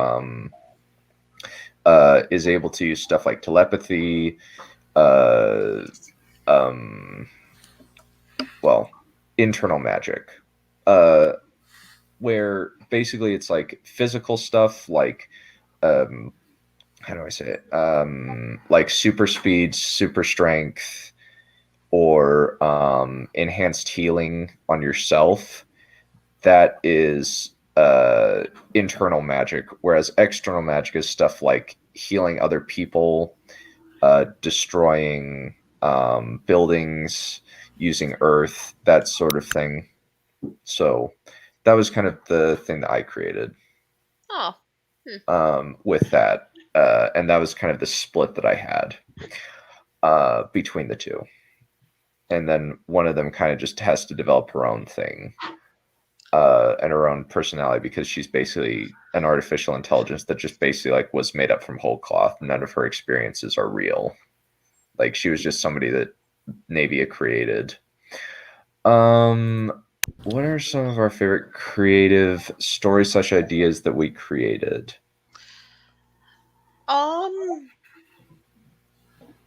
Favorite stories or ideas? I could say, but those are spoilers, so I'll leave it. I'm gonna have to. I would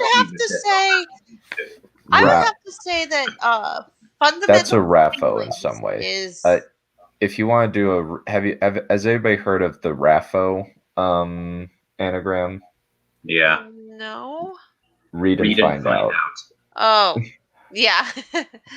Yeah, I've heard about that. I just haven't heard that anagram before. I'd say one of my.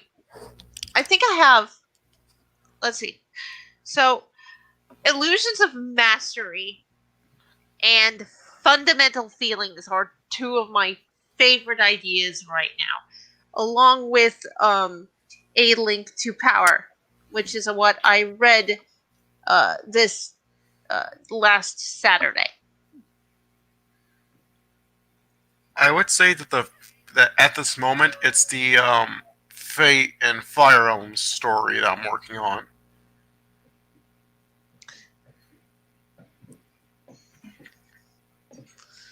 Yeah.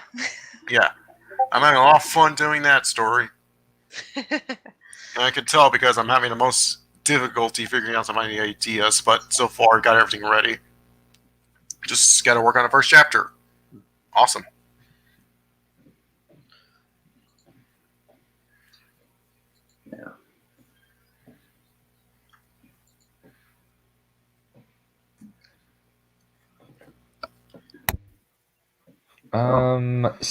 Favorite ideas / stories. I think that my favorite was actually Prince of Winter, due to the fact that I was able to, like, I was able to create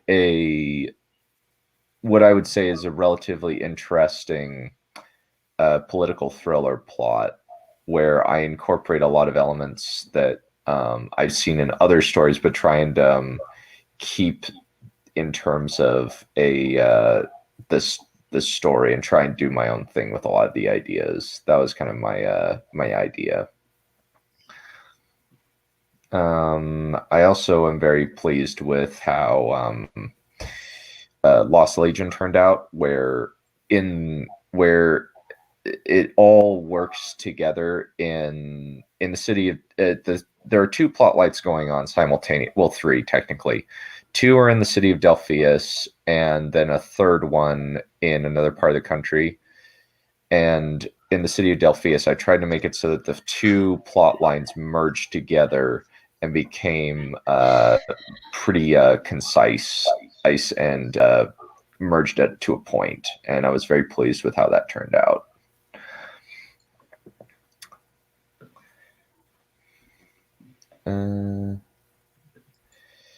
Anyone else, or is that pretty much it? Yokai says he's writing stuff. Okay. Okay. Next. I'm just gonna set this one out.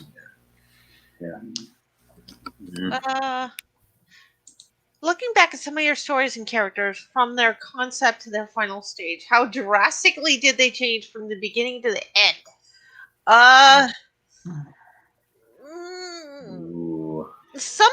As I said, some of my oldest original characters started off as very, very blatant Mary Sues. And along with the process and over several different stories, they gained weaknesses and limitations to what they could do. And they're better characters for it. Yeah. That's difficult. Most of my characters have stayed pretty much the same. Yeah, that's, it comes with planning things out far ahead of time. I've planned out where they grow and where all the development happens, but that it's kept them pretty similar from where they started. Obviously, they grow during the course of the story, but a lot of them have stayed the same throughout the development. I think something that changed very drastically was the ending of War of the Dragons. Originally, it was going to end in a battle, but I decided, you know what? No, I don't think that would work. I don't think that would necessarily be the best option. So I chose to kind of shift it so that it was more of a kind of a reconciliation between two sides that that had been at war for a long time, but now they were able to reconcile their differences. That was kind of the way that was kind of something that was different for me. Yokai's got a bunch in the chat. I forget what really? Question he was answering, but okay. I keep saying grand dumbass, but that's not right. Demetrius Dante's Seek Revenge. Okay, so that's something that he's proud of. Okay, so it's very much like almost like Edmond Dantes from the Count of Monte Cristo. yeah, Yeah. the kind. I love that. I love that movie. I think the 2002 movie is the best adaptation of that particular book.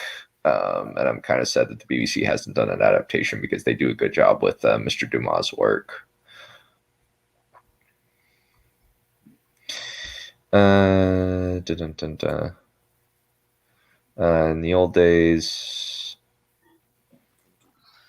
Dante's. Okay. I like this. This is interesting. Very much. Very cool.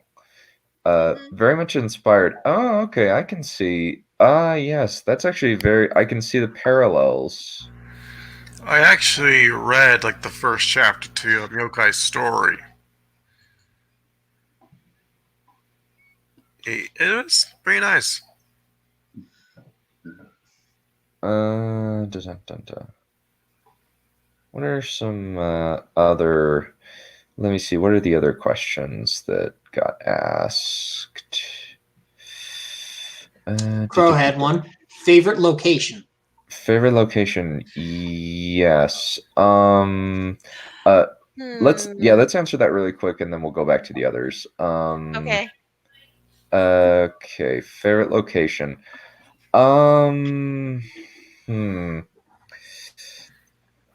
Favorite location? I don't know if I have one, to be perfectly honest. I'll have to think. Oh, I got a good one. There's a piece that I'm working on now. The one that's based around this single character and how she and how her necromancy figures into the world. One of the things that I was really glad with that story was it finally gave me the opportunity to pull out this city that I've had flowing around the world, my world building ideas for a long time, but I've never had an opportunity to put it in. And it's this, it's just sort of like Venice, but noir. And it sits in this big lagoon at the confluence of 3 rivers, and it, a perfect geopolitical position. It dominates all these different regions. All self-sufficient in resources at perfect trade crossroads, and it has this, and it's like canals all throughout the city with multiple levels, and of course social stratification all around. And I've finally got the opportunity to put it into a story and actually write in that city, and I'm so glad it's finally gonna have a place in one of my books. So yeah, that's me. Just the thought of putting words on paper in this town is just giving me the jitters. Favorite location. Let me think real quick. Well, you think I've got mine? Okay, go for it. Scipiari from Science and Sorcery. It's basically what happens when you take Robert Heinlein and Clamp and smash them together. I've got one. Okay. My favorite so far is Dusk Gate from Changeling, which is in the same location as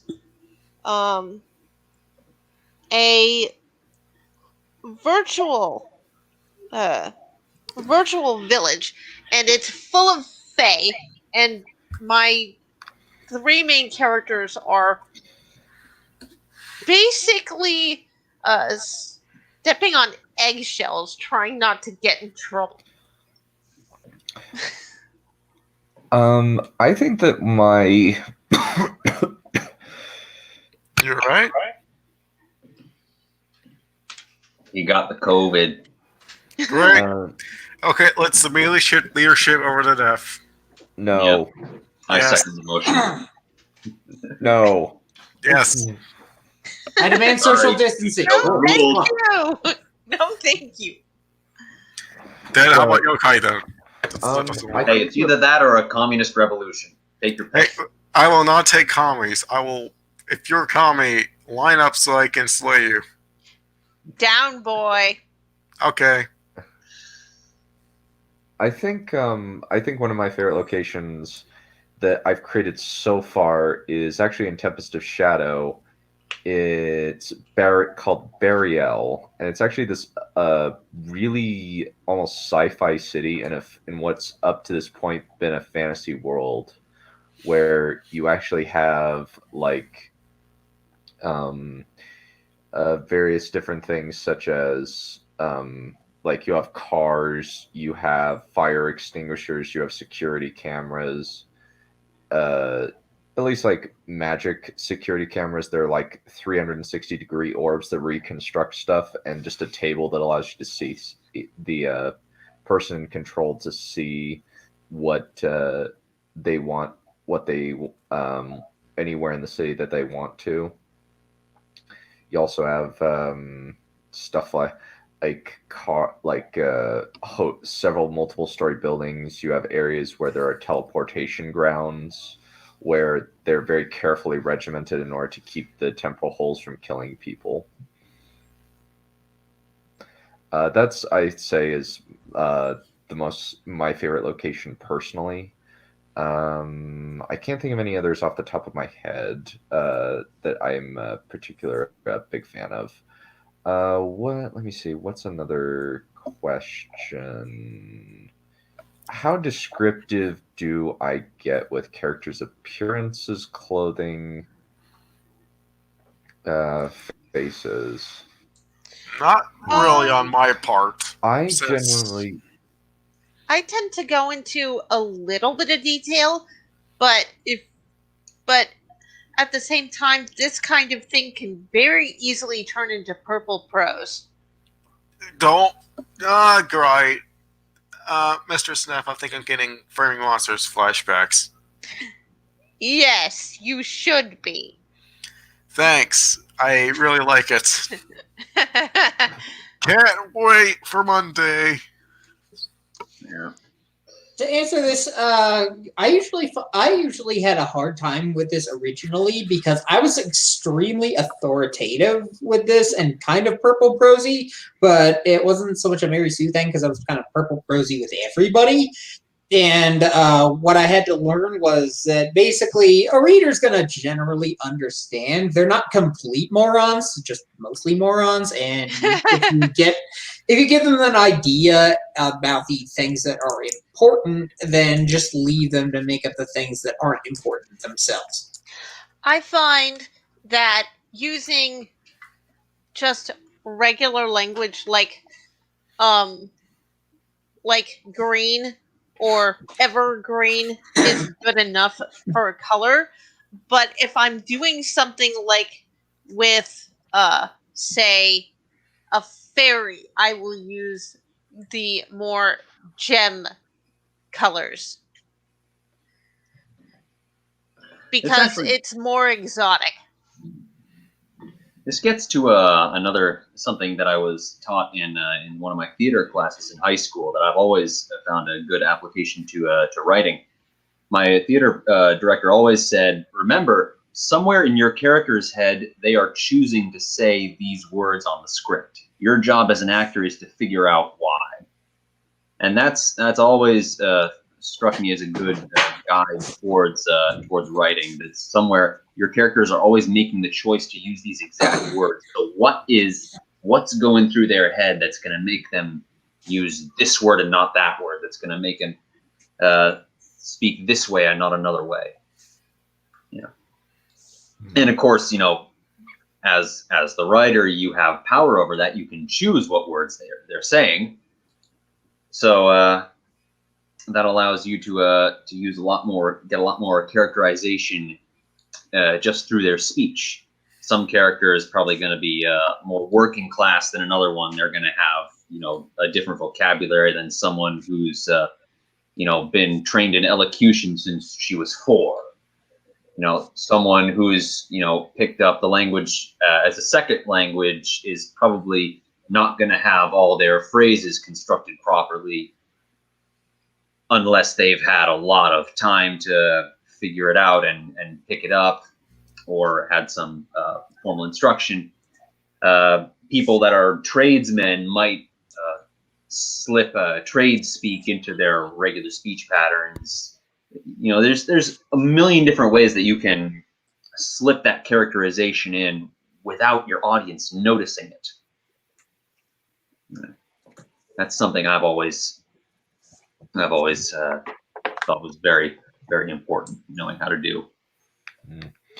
I think that generally what I'll do is kind of, I will describe a lot of like the person as like when they are introduced, and then I'll kind of reference back to physical characteristics and mannerisms as the book goes on, kind of depending on who is observing them, I think is one of the best ways of putting it.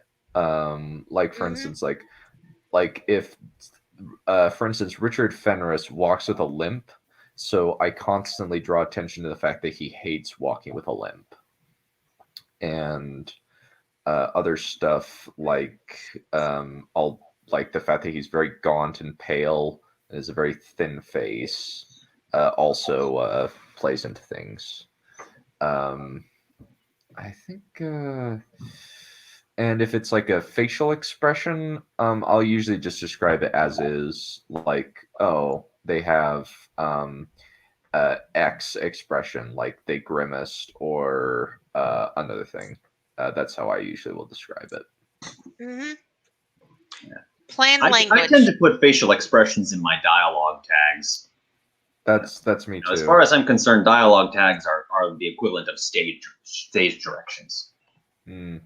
Yeah, that's me too. I totally agree. Yeah.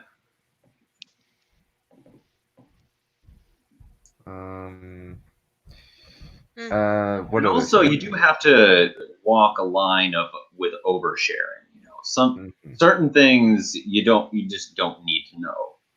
Yeah. So there is a question of how much do you give to the audience in terms of information? How much do you let them form their own opinions and their own image of these characters?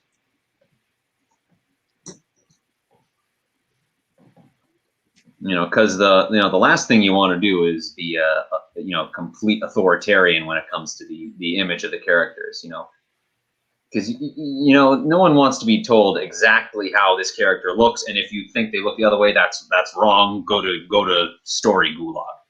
You know, that's that nobody wants to read a story like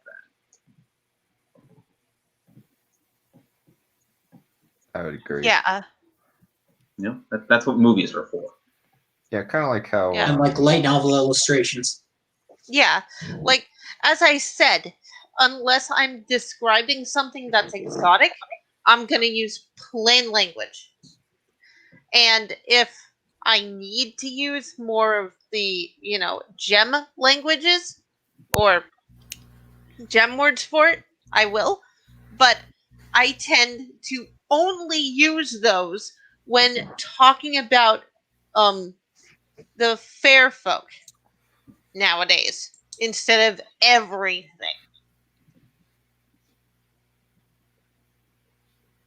And even then, I don't use the fair folk in a lot of stuff. I mean, there's some that I'm writing it with,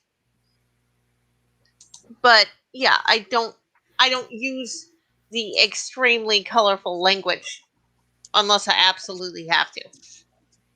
And even then, I pare it down as much as possible.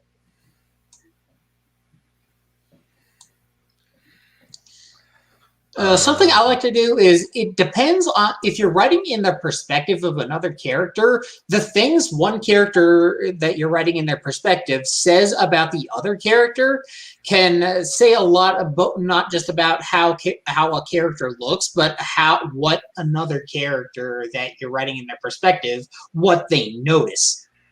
Yeah.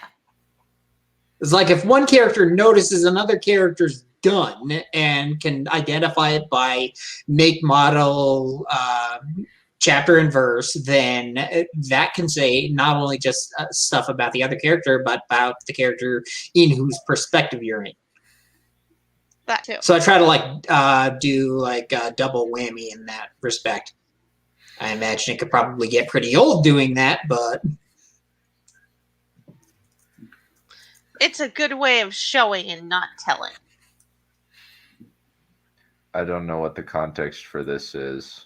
Lord Commander, Lord Commander Dunn, there are too many of them. What are we going to do? you really mean to Fire tell me that you do not recognize a Revenge of the Sith reference? Oh, So I know that's it. I like know a what it's stabbing. from. Out of I know what touch, it's you from. old I coot.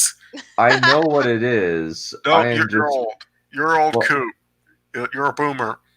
no. My thought is basically that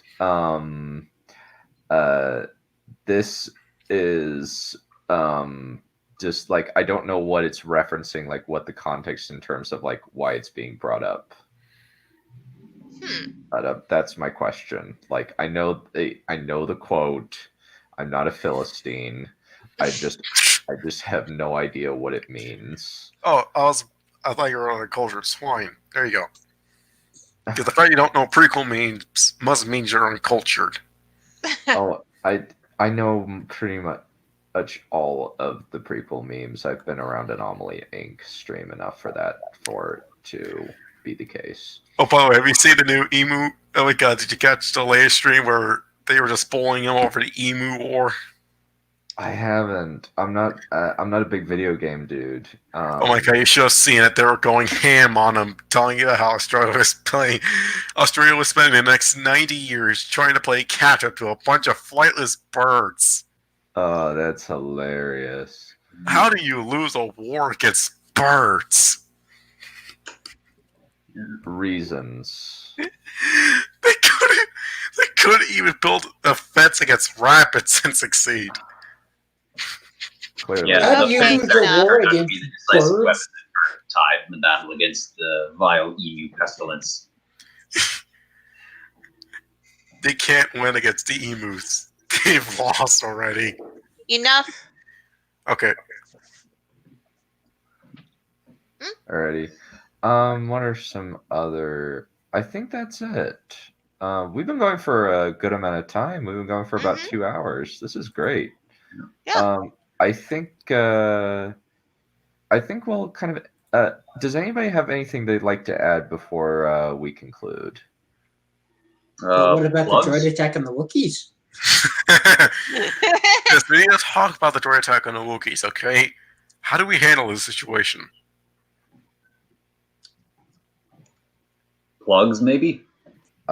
Yes. Please share your work. However you'd like. All right. Okay, you can go find me over on Space Battles. Almost all of my writings there. You can find some of my stuff over on Archive of Our Own, and my newest place of residence is Questionable Questing.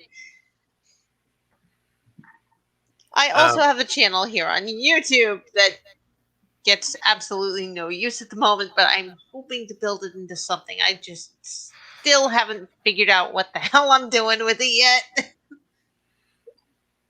I guess you'll find me on Wattpad as Wolf Cybot. You'll find me on fanfic.net as The Real Wise Wolf. And, well, that's it. I have a YouTube channel, but I haven't uploaded anything in months. Literally And the can't last... find me anywhere. Can't cancel me if you can't find me. Yeah. That's true. Yeah. So, of course, I've been bragging about this book, and you can pick up a copy, an e-copy, right now for free at my page. And something I would like to announce: I have a Patreon page, and I am putting together my own Discord server where you will be able to watch me write in real time. Ooh, cool. Yeah. Nice. Yes, Very very. stealing that idea. That's a cool idea. Oh yeah. Huh. I will send you the. We'll get everyone the links so we can have our stuff in the descriptions. Sure. All right, I just reset everything on that. All right. Oh, I think Yokai, are you okay? You doing okay? How's your lag? can you hear me right now? Yep, Yeah. we can hear you. Oh, Probably just okay. something to do with your internetisms. Yeah, Yeah. I just reset everything. Smart. That's usually how it works. So hopefully that's a little bit better. Okay.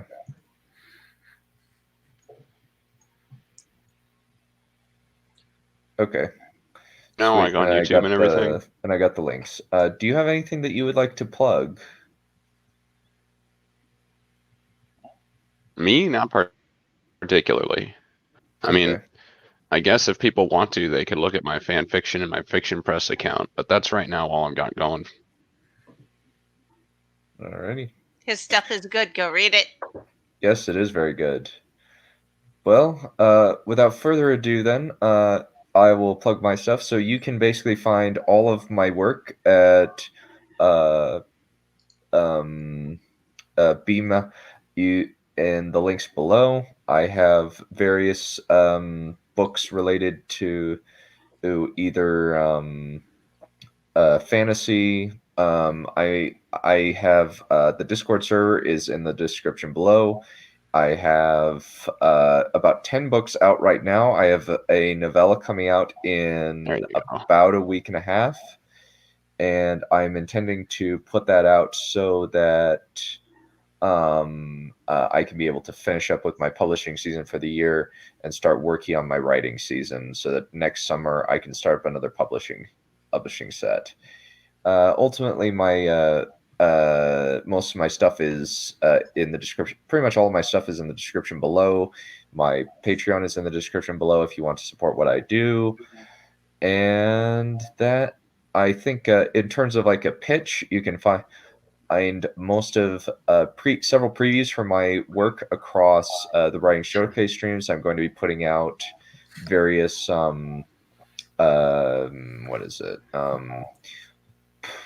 sections of the books so that anybody who wants to can read it. And then I am going to basically just start writing and keep doing these streams. I believe in terms of scheduling, we're going to be finishing up Confused Matthew's No Country for Old Men review tomorrow. And then on Thursday, we're going to talk about minions and henchmen in fiction. And then we're going to discuss on Friday, we're going to do Bram Stoker's Dracula as our movie of the week commentary. And so that we can prepare for our spooky Halloween streams. Sounds like spooky. Hey, piss your pants and shit them at the same time, please. Part of me is dreading this because it's all going to be horror, but part of me is also looking forward to it. Well, I believe in you, nephew. Thankfully, Bram Stoker's Dracula isn't like really, really scary. There's kind of some scary elements, but it's mostly like atmospheric. But anyway, to the chat, I must say one last thing. Go. Stay.